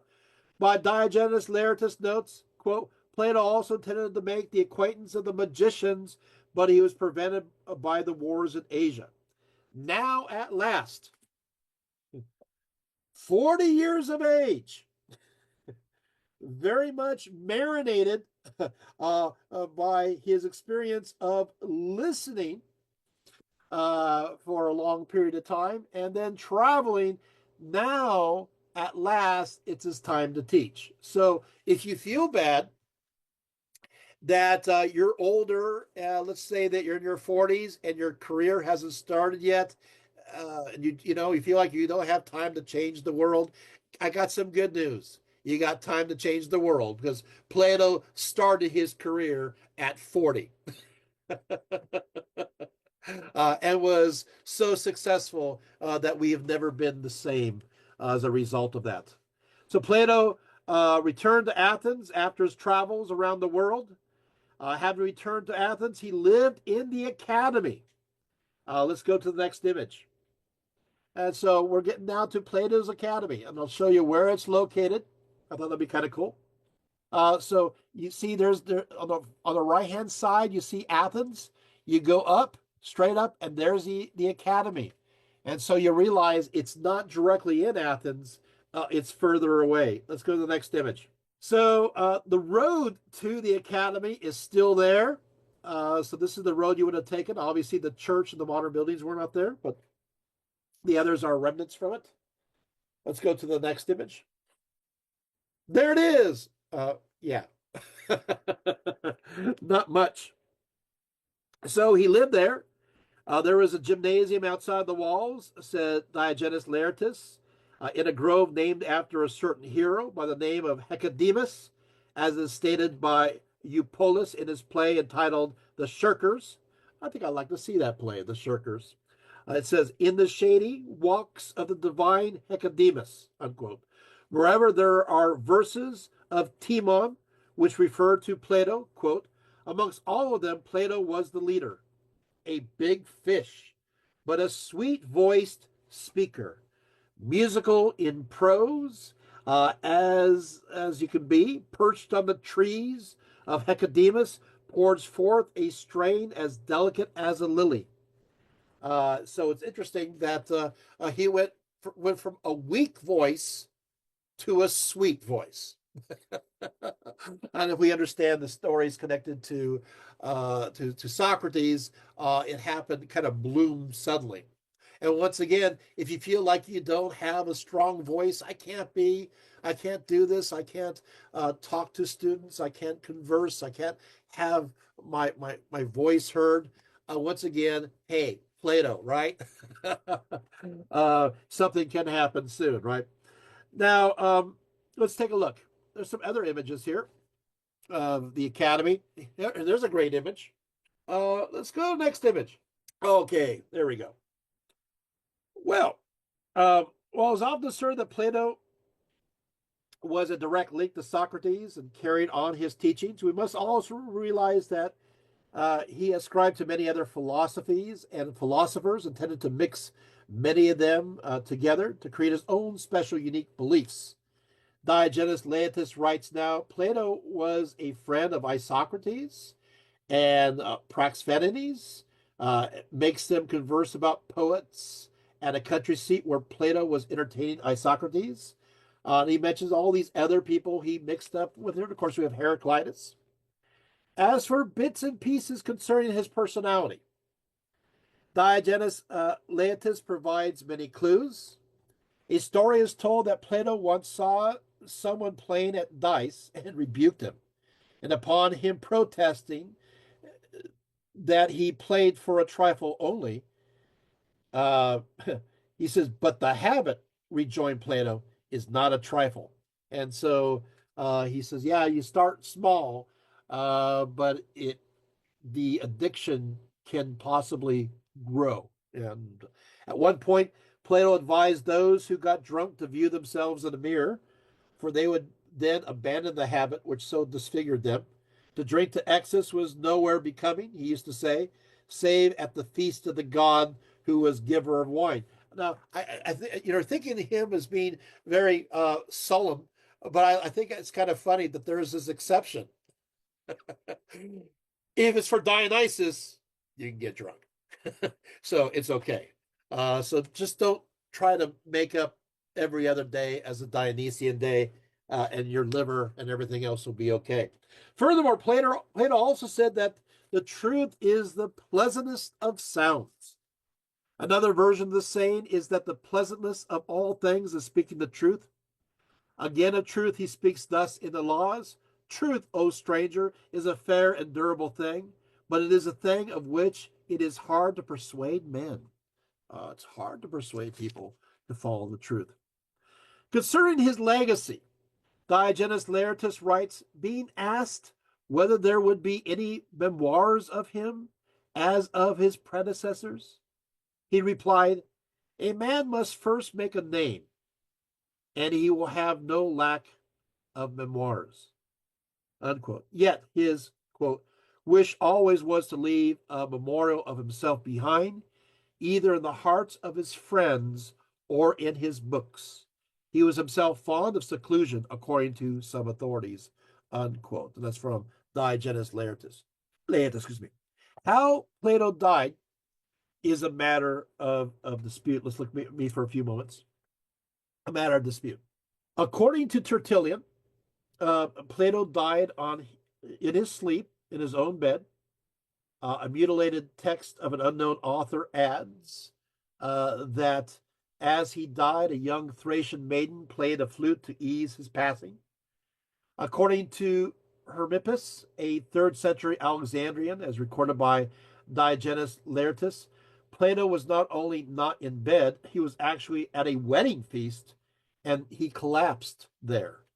One of the oddest stories is also recorded by Diogenes Laertius, but Myronianus says that Philo mentioned some proverbs that were in circulation about Plato's lice, implying this was the mode of his death, that he died of his lice. I don't think so, but there you have it. As for his burial, he was buried in the academy where he spent the greatest part of his life in his philosophical studies, and hence the school which he founded was called the academic school. All the students there joined in the funeral procession. One epitaph on his tomb read, here lies the godlike man, eminent amongst men for temperance and the justice of his character, and he, if ever anyone had the fullest meed of praise for wisdom, was too great for envy.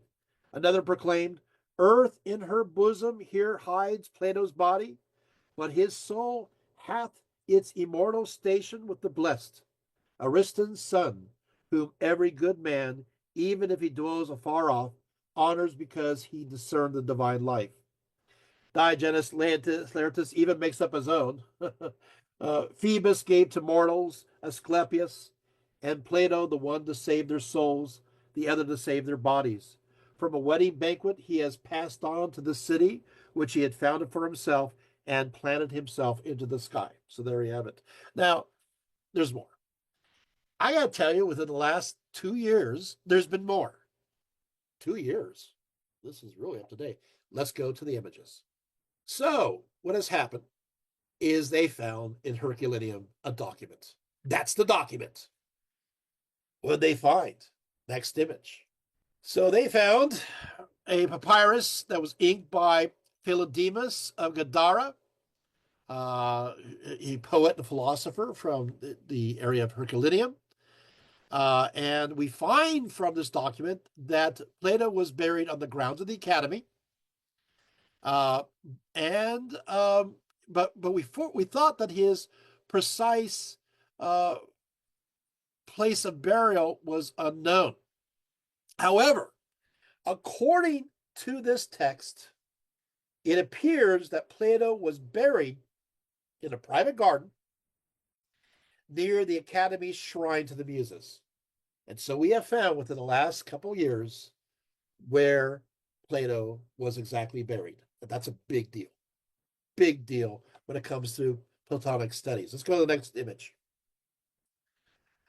Also, they found that there's other details that Plato was sold into slavery, either 404 BCE or 399 BCE. Around 387, the scroll also discussed Plato's final night. So we got more on him. He was running a high fever and was bothered by the music they were playing. Next image. Also, he was playing the flute to help ease the old philosopher's final hour, but Plato didn't like the music. He told the musician she had scant sense of rhythm. So I'm sorry, but we got more on Plato within the last couple of years, and it sounded nice and poetic that that she's playing this flute for him, but apparently we find out now after all these years that he was really irritated by the whole thing. Okay, let's go back to me. So there you got that. More information than you ever wanted. Let's go a little bit more into his philosophy. Although, if you hadn't noticed, I've been threading his philosophy the whole time by telling the story. So when I talk about various ideas, you're like, "Oh, I've heard this before." So there you go. But I had to mention that. Okay. Obviously, a need to define Platonism. According to many philosophers of antiquity, much of Plato's views relating to religion and spirituality were carried on via oral tradition. These unwritten doctrines, in many ways, help nuance certain views already briefly discussed in Plato's surviving writings. With that said, for the most part, Plato's central tenets are still to be uncovered within his writings that have survived, especially the Timaeus. Much of Plato's beliefs are based on intensive conviction in the very real existence of unchanging and eternal realities or forms that are independent of the changing things of the physical world as perceived by our limited sensory perceptions. In a sense, next image, there are two worlds: the realm of the forms and the realm of the cosmos. The cosmos consists of this lower physical world, while the world of the forms represent the upper non-physical world. The world appearing to our senses is in many ways defective and filled with error. Go back to diatima and love. Remember the whole thing? Now seeing the connection? According to Plato, this physical world of the cosmos, The world where we live or occupy is a world of constant becoming, constant change. Ah, here Heraclitus of Ephesus. See, connections and connections. Everything in this world comes to be and passes away, but never really is, he says in Timaeus. And boy, Heraclitus of Ephesus would be smiling pretty wide on that one. Everything being fleetingly comprehended by opinion and sense perception. The physical cosmos was created using the world of forms as a model or ideal pattern. Let's go to the next image. There we go. And so Plato's theory of forms is, according to Plato, the world we live in is a poor imitation of the real world. Our world is constantly, as we talked about, changing, and we rely on our senses to understand what's going on. But you are not the same person you were 3 years, hours, seconds ago. Cells are forever changing. Ideas fit through our minds. Excuse me. Just like that word. Plato was therefore sure that the real world is outside of the one we live in, because this one constantly changes. This real world is unchanging and eternal. It is the world of ideas, not senses, where there are perfect forms of the things we know on earth. Next image.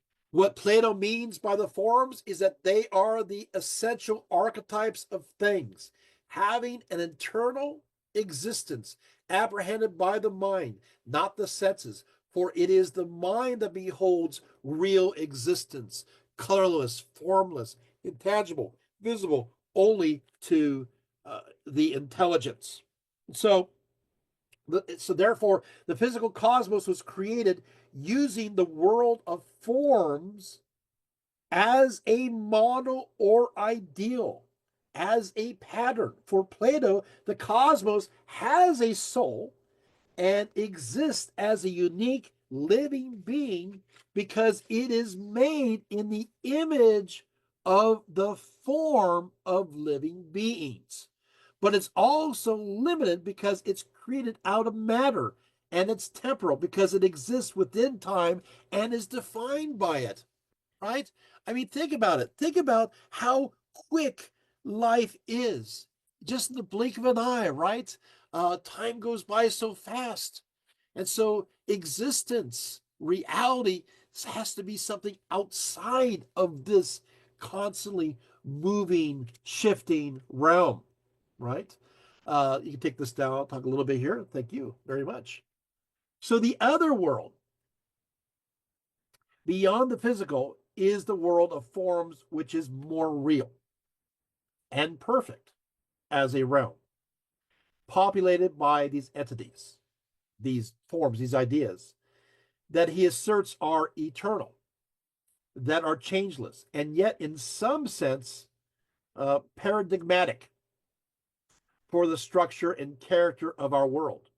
Amongst the most important of these abstract objects, as they are now called because they're not located in time and space, are the idea of goodness, of beauty, of equality, of bigness, of likeness, of unity, of being, of sameness, of difference, of change, of changelessness.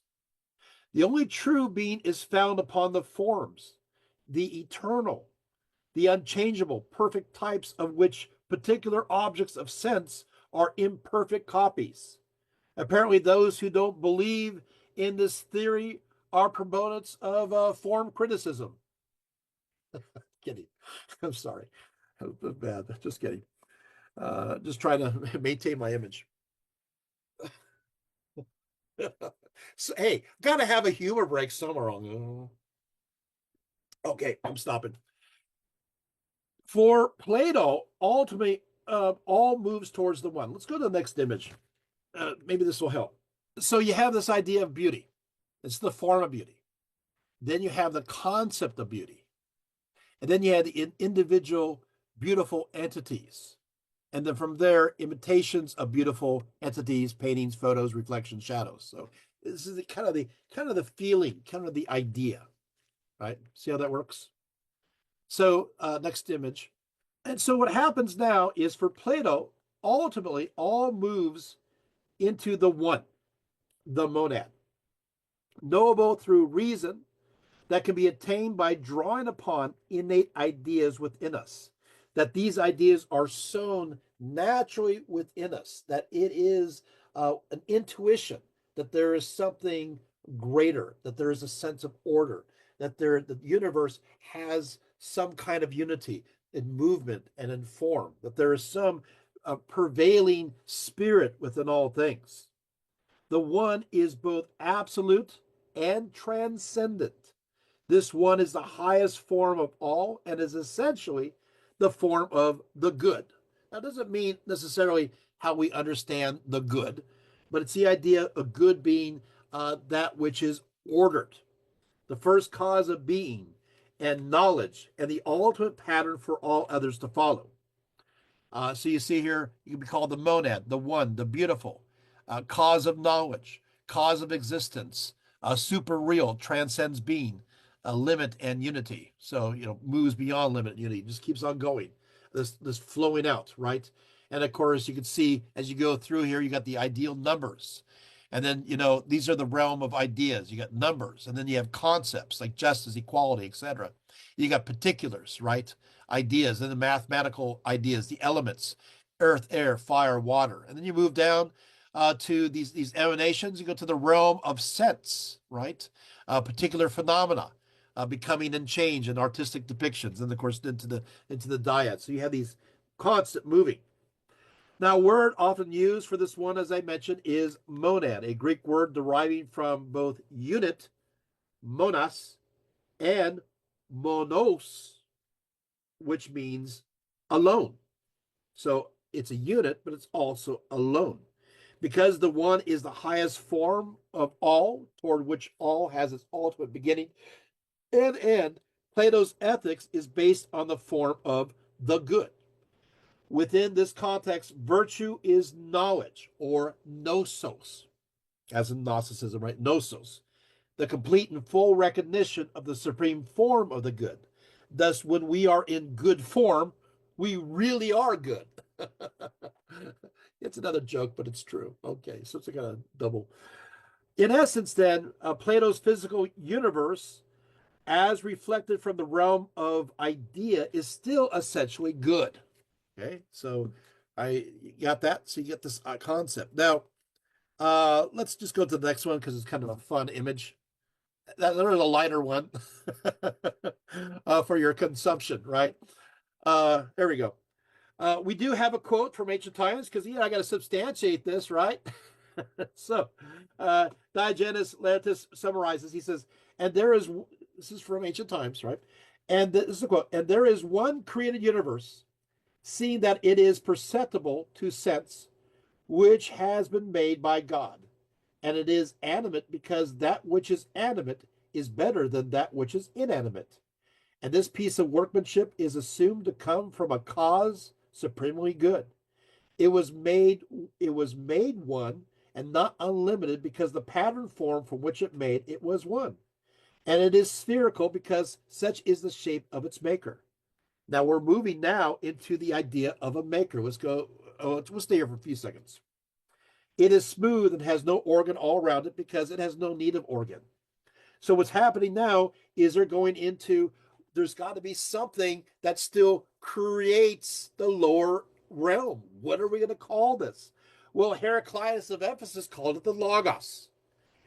Well, what's going to happen is that Plato is going to call it the Demiurge, which means creator, or literally means craftsman. Let's go to the next image. There we go. The creator artistically impresses the pre-existing form on a formless material realm. Got it? The creator artistically impresses the pre-existing form on a formless material realm. Since the physical world, by necessity of being material based, must have bodily form and must be visible and tangible, according to Timaeus 31. Because of that, its ingredients must include earth and fire. But earth and fire, because of their nature of being solids, need two intermediaries to combine them. Otherwise, you're going to have a problem between earth and fire. And so the Demiurge created air and water and arrange all four elements proportionally, as fire is to air, air is to water, as air is to water, water is to earth. And that way, there is this balance. Diogenes says the universe is composed of fire, water, air, and earth, of fire in order to be visible, of earth in order to be solid, of water and air in order to be proportional. For the powers represented by solids are connected by two mean proportionals in a way to secure the complete unity of the whole. And the universe was made of all the elements in order to be complete and indestructible. So you have these elemental ideas. The realm of ideals emanating from the monad would often become known as the pleroma. Oh, let's go to the next image because I just want to show you this. So with these elements, you have shapes. So you got the octahedron, right? You got air, cube, earth, tetrahedron, fire, dodecahedron, right? You see there, you got the universe and the icosahedron. Of course, you have the water. So you have these concepts of the elements also connected to these divine shapes. And because I'm a sucker for great imagery, let's go to the next one. There we go. I just had to, couldn't resist. So you get the various shapes. So these are the Platonic solids moving through. Okay, let's go to the next image. And then you have this idea, even though this is kind of Christianized a little bit there, but this is the idea of, I still think it's pretty, this is the idea of the emanating pleroma, moving out, moving forth from the one. And that's, so all in all, right there. The realm of ideals emanating from the monad will be called the pleroma, the fullness, this connection rooted in discussions of the universe as related to the demiurge in Plato's Timaeus. So this is where it comes from. And then, of course, it gets more nuanced as time goes on. All in all, Plato believes the works of intellect, which is nous, directs his creation with an eye towards what is best. Here, Plato turns to the old pre-Socratic question, what is the world made of? His answer both combines and transcends theirs. It means the traditional earth, air, fire, water of the philosopher Empedocles, but he goes beyond them, analyzing them in terms of mathematical objects, which connects ideas of Pythagoras, and empty space, which, of course, we see that with various automatists, right? When the demiurge created the universe, he also creates time. Plato's text reads, the demiurge began to think of making a moving image of eternity. At the same time as he brought order to the universe, he would make eternal image, moving according to number, of eternity remaining in unity. This, of course, is what we call time. For Plato, time is a certain kind of motion rather than a measure of motion, as stated in 38D and 39D. The demiurge, he says, brought into being the sun, the moon, and 5 other stars for the beginning of time. These are called the wanderers. And of course, I want to say that the Greek word, let's look at me for a few seconds. The Greek word here, wanderers, is planeta. So that's where we get the word planet from. So, and they stand guard over the numbers of time. And so people are all but ignorant of the fact that time really is the wandering of these bodies. As you can see, Plato connects time with the wanderings of these celestial bodies, their movements, and not a kind of number that measures such movements. In contrast, the forms which are everlasting is and was and will be, according to Plato, they're outside of time. And so they are still, they are static, right? And that makes them really real. What is illusionary is that which keeps changing, that keeps moving, including ourselves. But which is really real is something that's always there, that is solid. So you can see how these ideas are putting together. The demiurge created 4 kinds of creatures. First, heavenly gods. The next, of course, winged things. Third, water creatures. And finally, land creatures. In fact, the universe itself is alive, according to Plato. It's animate. Uh, Diogenes also says further, quoting from ancient times, further, the universe is an animate being, for it is bound fast in animate movement, and in order that the universe, which has been created in the likeness of the intelligible living creature, might be rendered complete, the nature of all other animals was created. Since then, its pattern possesses them, the universe also ought to have them. And thus it contains gods, for the most part, of a fiery nature. Of all the rest, there are three kinds: winged, aquatic, and terrestrial. And of all the gods in heaven, the earth is the oldest. Of course, that's Gaia. And it was fashioned to make night and day. And being at the center, it moves around the center. And since there are two causes, it must be affirmed, he says, that some things are due to reason and other things have a necessary cause, the latter being air, fire, earth, and water, which are not exactly elements, but rather recipients of form.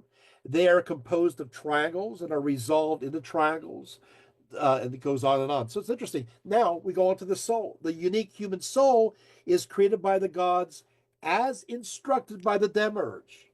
Oh no, now we have another problem.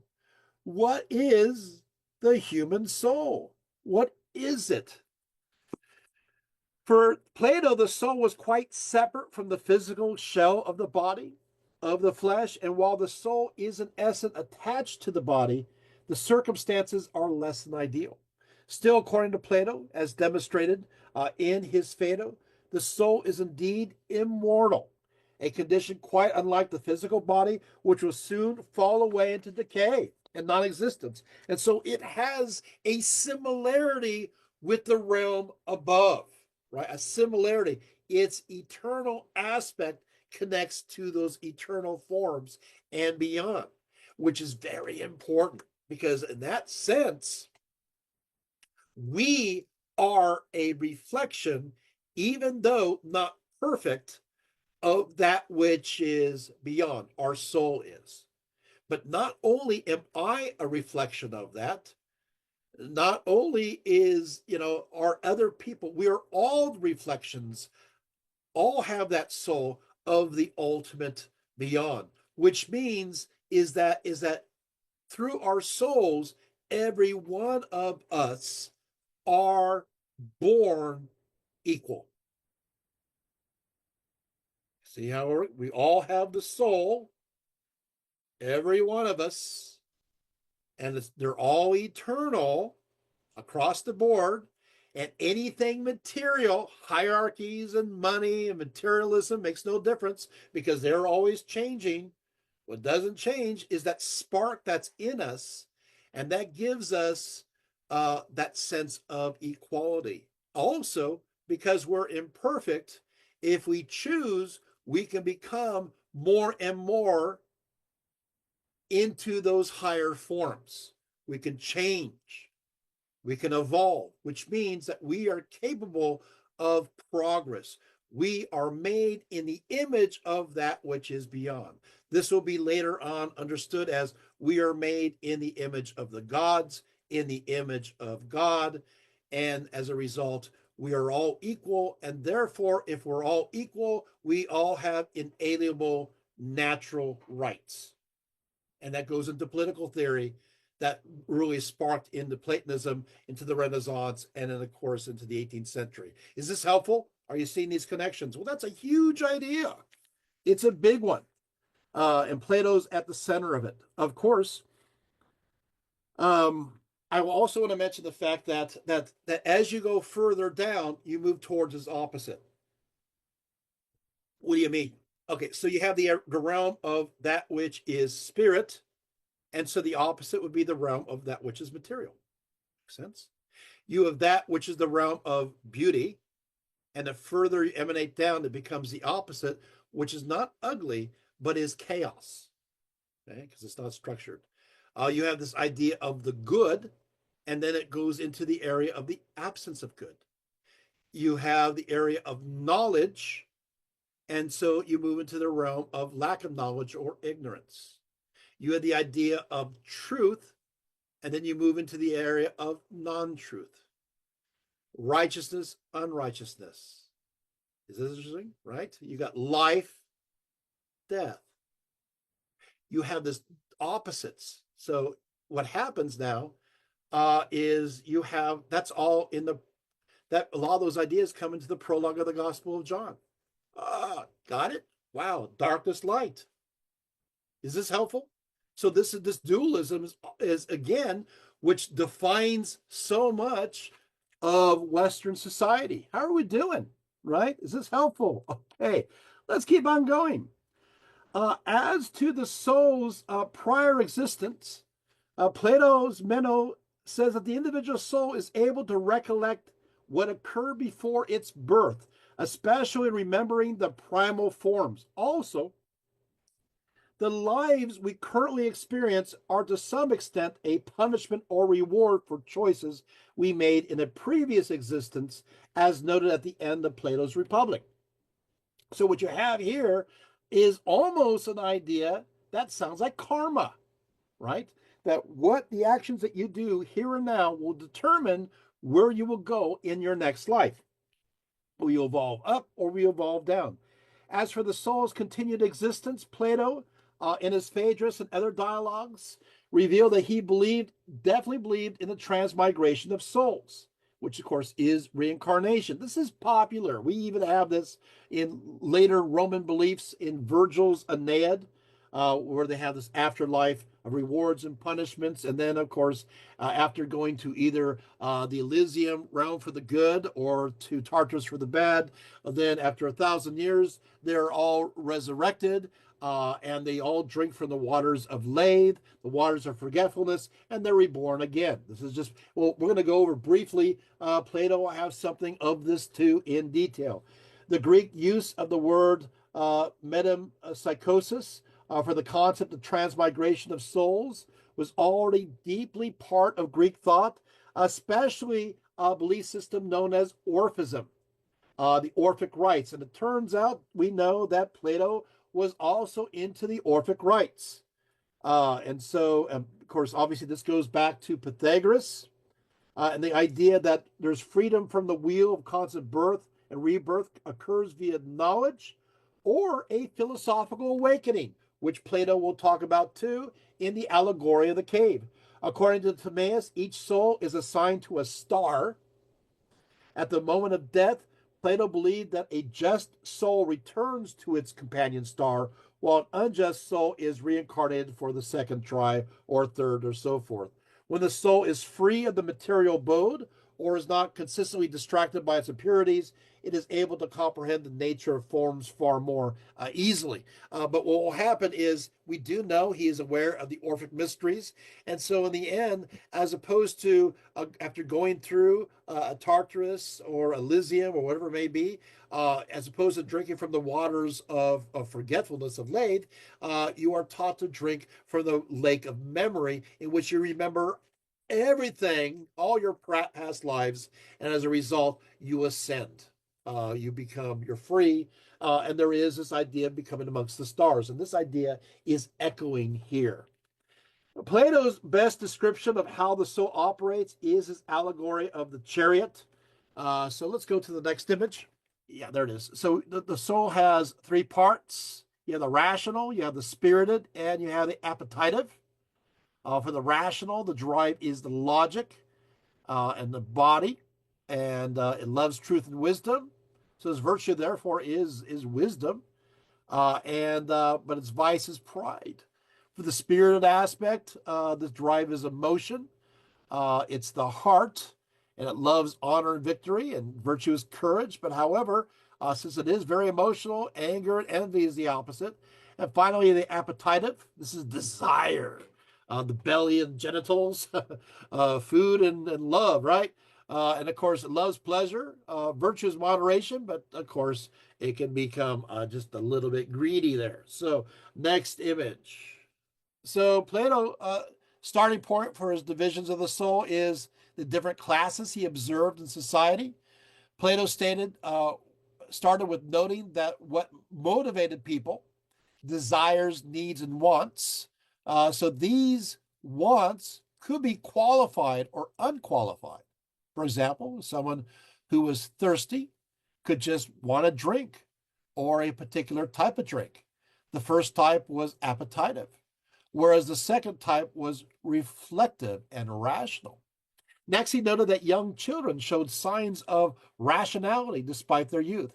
He attributed this to the spirited part of the soul, which kept the appetitive part of the soul in check.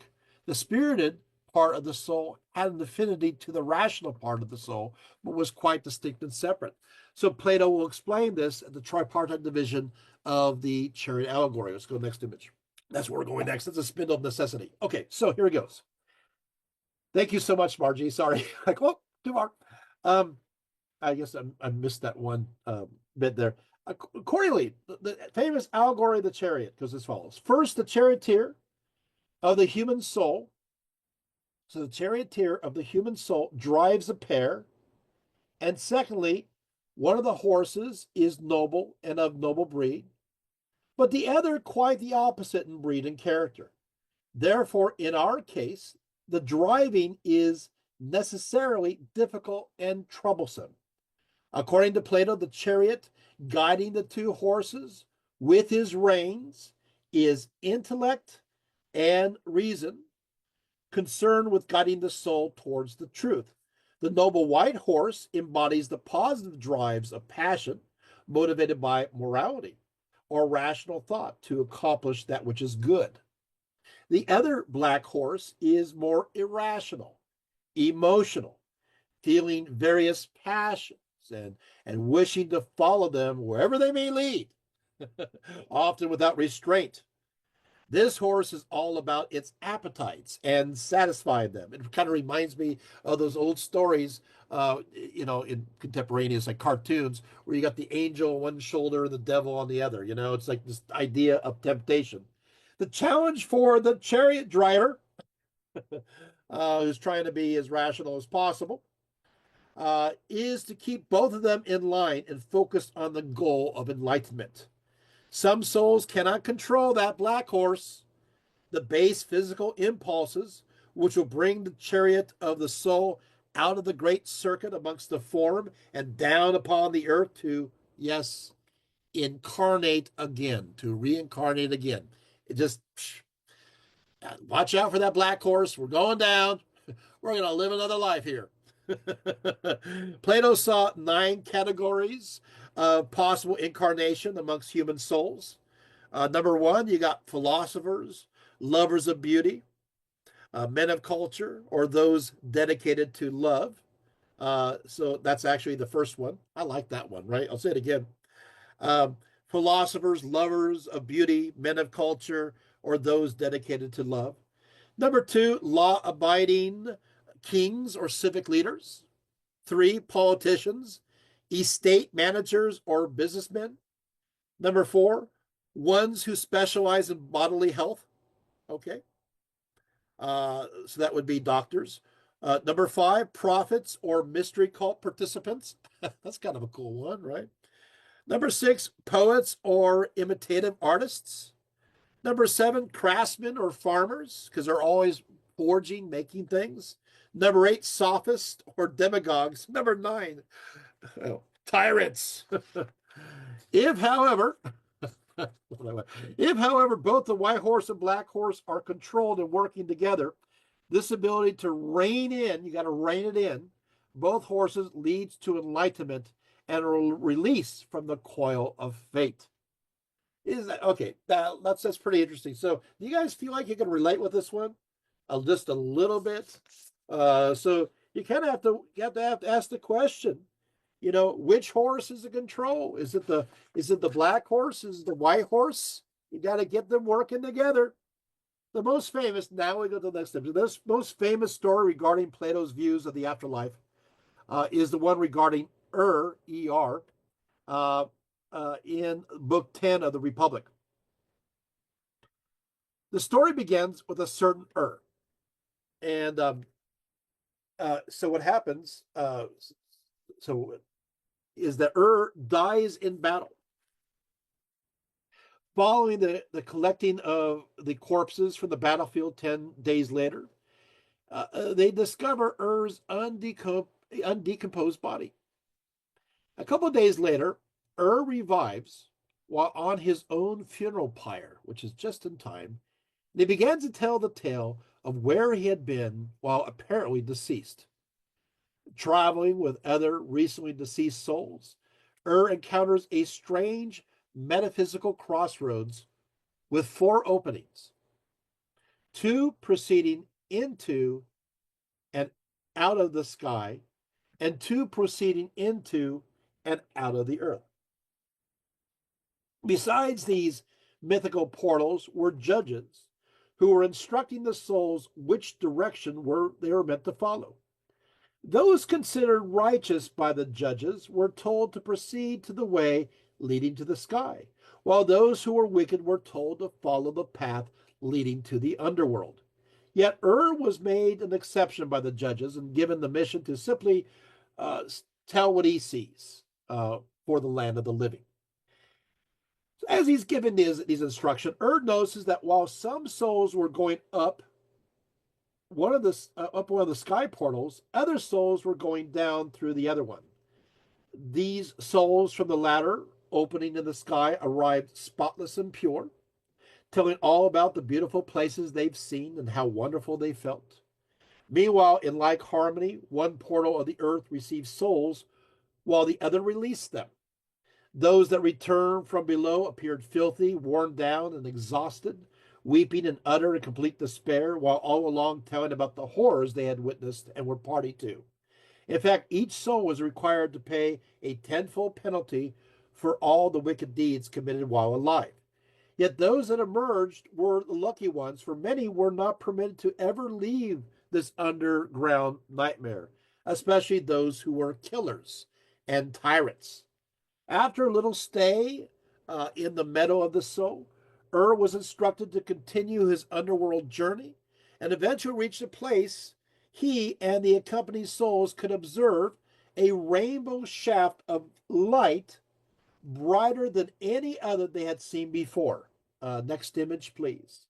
This prism of spectacular radiance was known as the spindle of necessity, where Lady Necessity and her daughters and many sirens happened to be there. They organized the souls into rows and were each one handed a lottery token except for Next, each soul was ordered to come before the ladies and choose their next life. Recalled the first to choose a new soul, a man who had not experienced the terrors of the world before, but who had received his rewards in the world above. Unfortunately, he decided to seek power of place in the next life, choosing an authoritative dictatorship.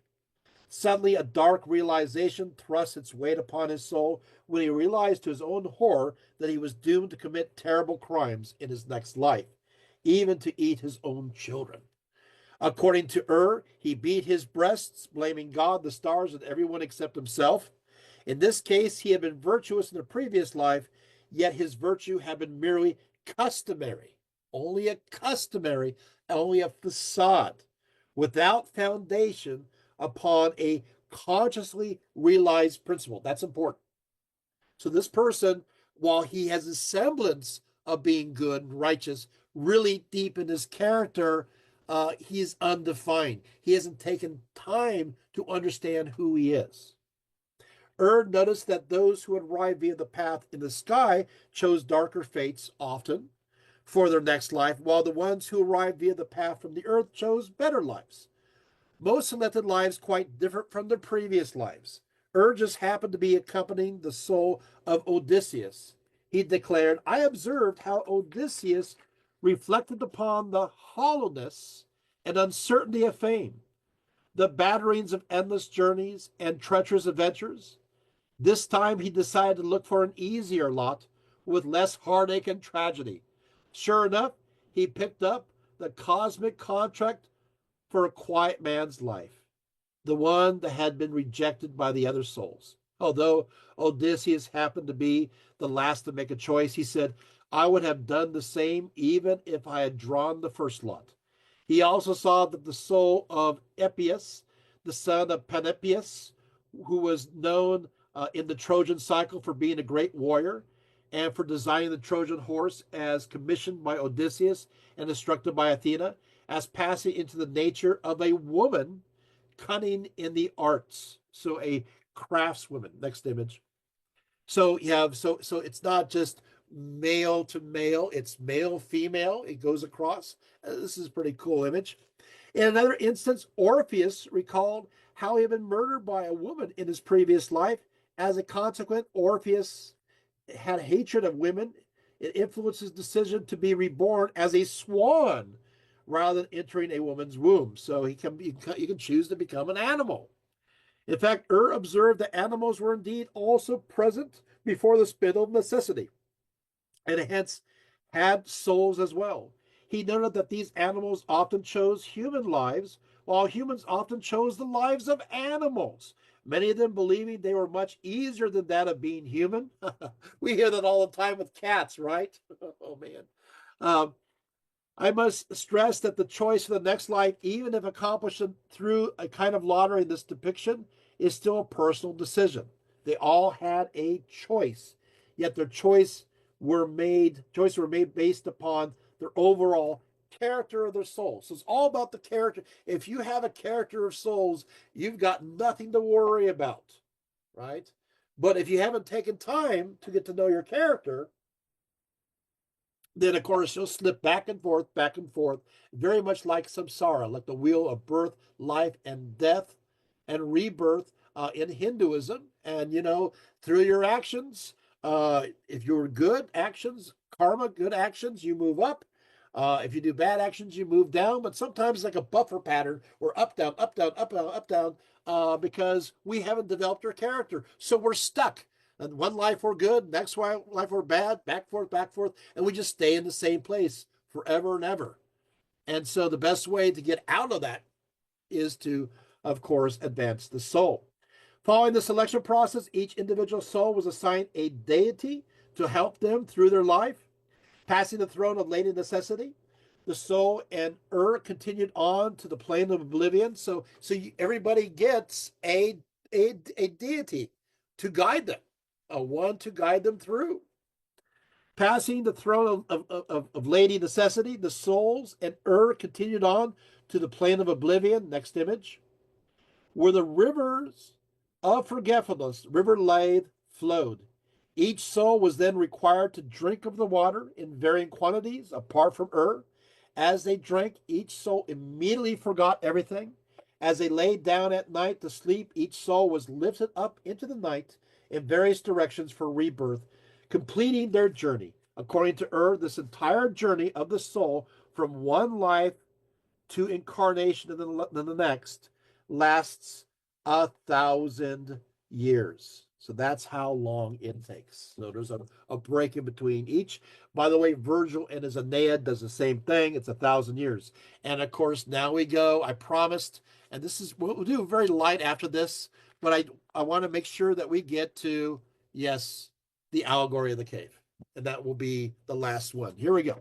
Okay, perhaps the most famous philosophical story is Plato's allegory of the cave in his Republic. Here we are intended to imagine prisoners chained since childhood, residing deep inside this dark cave. Not only are their limbs powerless because of the heavy chains upon them, but even their heads are chained in such a manner as to ensure that their eyes are fixed squarely upon the back wall of the cave, permitting little deviation to the left or right, and especially securing any possible ability to turn around. Behind the prisoners, in the direction of the mouth of the cave, is positioned this massive fire blazing away. Now, between the fire and the prisoners stand an elevated walkway, along which shapes of various animals, plants, and other things are carried back and forth in regular progressions. These ever-moving shapes and forms cast shadows on the back wall of the cave that naturally occupied the prisoner's full attention. Furthermore, when one of the shape carriers speak, the sound of the voice produces an echo against the wall and makes the prisoners believe that these utterances arrive not from the world of the forms, but from the realm of the shadow. For these prisoners, the realm of shadow, of fleeting forms, moving to and fro in the darkness, is only reality that they know. They are not even able to see the images, but are condemned to see merely the shadows of the images. So we always see is the shadow, next image, shadow of true existence. Now Plato begins to speculate, presenting a curious scenario, whereby he ponders what would occur if one of the prisoners are released and are able to stand up and turn around. Basing his observations on the obvious, he readily admits that the prisoner's eyes will instantly be blinded by the bright fire. When his eyes begin to adjust, he will notice that the shapes or forms passing by will manifest a reality quite distinct from his recollections of them as mere shadows cast upon the back wall of the former cave imprisonment. Typically, the person who is doing this is indeed the true philosopher. When a true philosopher realizes that all they're seeing of reality is basically a shadow of what reality is, that realization is what frees that person of their chains so they can turn around. And if he continues moving beyond the raised platform of shapes, next image, and the fire and leaves the dark cave, he will be cast into the blazing sunlight.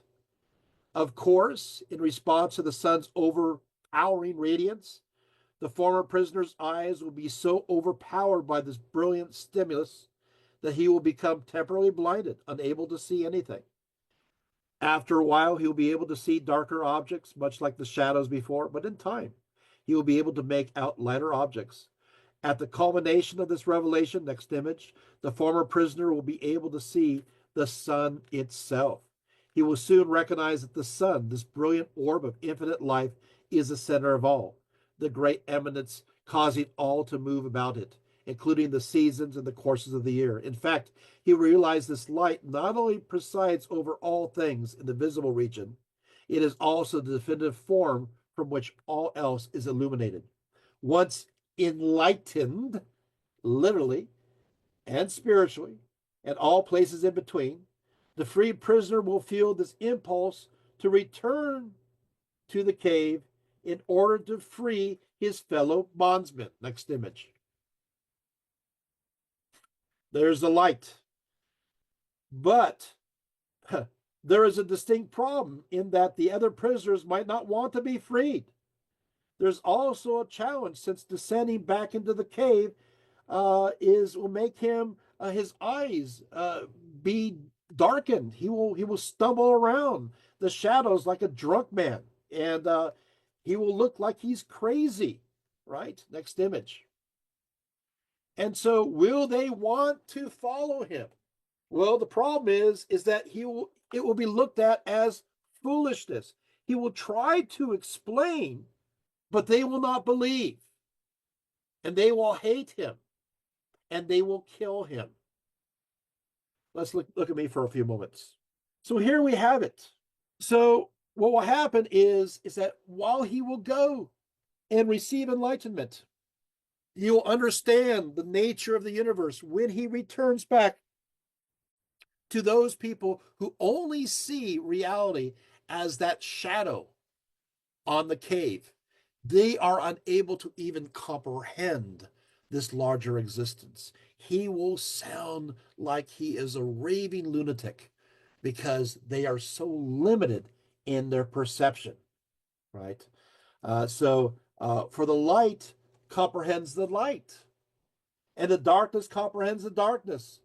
But the darkness cannot comprehend the light, or in this case, the darkness is unwilling to comprehend the light, unwilling to permit the light to illuminate its darkness, to eradicate its dark ignorance with illumination and with wisdom and knowledge. Eventually, the other prisoners, as I said, will want to kill him. The shadows are all they know, it's all they see. The shadows, therefore, are reality. They see him as a liar. They see him as a charlatan. We have so many today. that are unwilling to understand that which is righteous, that which is truth, that which is beauty. For them, their minds are dim. They are, as they seem to be, looking at the back of this cave. This allegory is hard. Another interpretation is that first one has to awaken as if from a dream. The dream we call life. We have to break those bonds. This is unlike awakening epiphany to that part of Gnosticism. It's a hard thing to do. This all reminds me of taking the red pill in the Matrix, right? We become aware of the webs that influence and moves us, the shadows of the wall. We realize the temporary nature of life, how it constantly moves from facade to facade. We begin to recognize that much of the things that so consumes our time, our very existence, is but rubbish, empty vanities, and hollow pursuits. They're indeed treasures that succumb to dust and rust. Finally, we see the truth for what it truly is, the sun and the world outside the cave. Our instinct and natural desire is to be free, but it also is to free others, to awaken them to the truth. But doing so seems to be so futile, for they cannot see past the illusions and will only attack the truth bearer. This also reminds me of the Styx song, right? A grand illusion. And truly, it is all a mere grand illusion, where all is infused with materialism, with no better than, well, that stuff. Stuff, of course, I mean what I said from the very start, the very fillers of fillers, right? That yawning, vague chasm that claims to envelop much truth, but actually has nothing. In short, Plato presents an ultimate source or monad that may be perceived as a deity, which in turn emanates the rest of creation via the forms and the craftsman and demiurge. Yet everything is made to reflect this one who is absolute good and perfection and eternal. All is made of it and the image it radiates. This realm of the form is spirit, while the realm below it is material. This realm above is light, while the realm below is darkness. This realm above is good, while the realm below is corruption. Yet the soul within humanity, although embodied in a flesh that is limited, imperfect, and corrupt, has the ability to decipher, to know, and to understand that there is a realm above and is ultimately more part of it than the realm below. For Plato, this source of all the forms, this ultimate good, this emanating sun, this monad, is the end and the beginning for all for which we should strive for. And that's where I will close. Where we started is where we end. And I hope we have some semblance of understanding the importance of Plato. I just played around, talked about various themes. I could go on to ideas of justice. I can go on to his political theory, but then that would be another 2 or 3 hours. But I figured that I would focus on his metaphysical views because these views become so deeply entrenched, not only within so many different belief systems of antiquity, but even it is brought back during the Renaissance, and then, of course, it's so important to ideas that we have today. This idea that, yeah, uh, that we can have, we are all made in an image of something that is beyond. That while we are mutable, we change, we still have something in us, the spark that continues on, and that ultimately we are all equal before it. Thank you so much.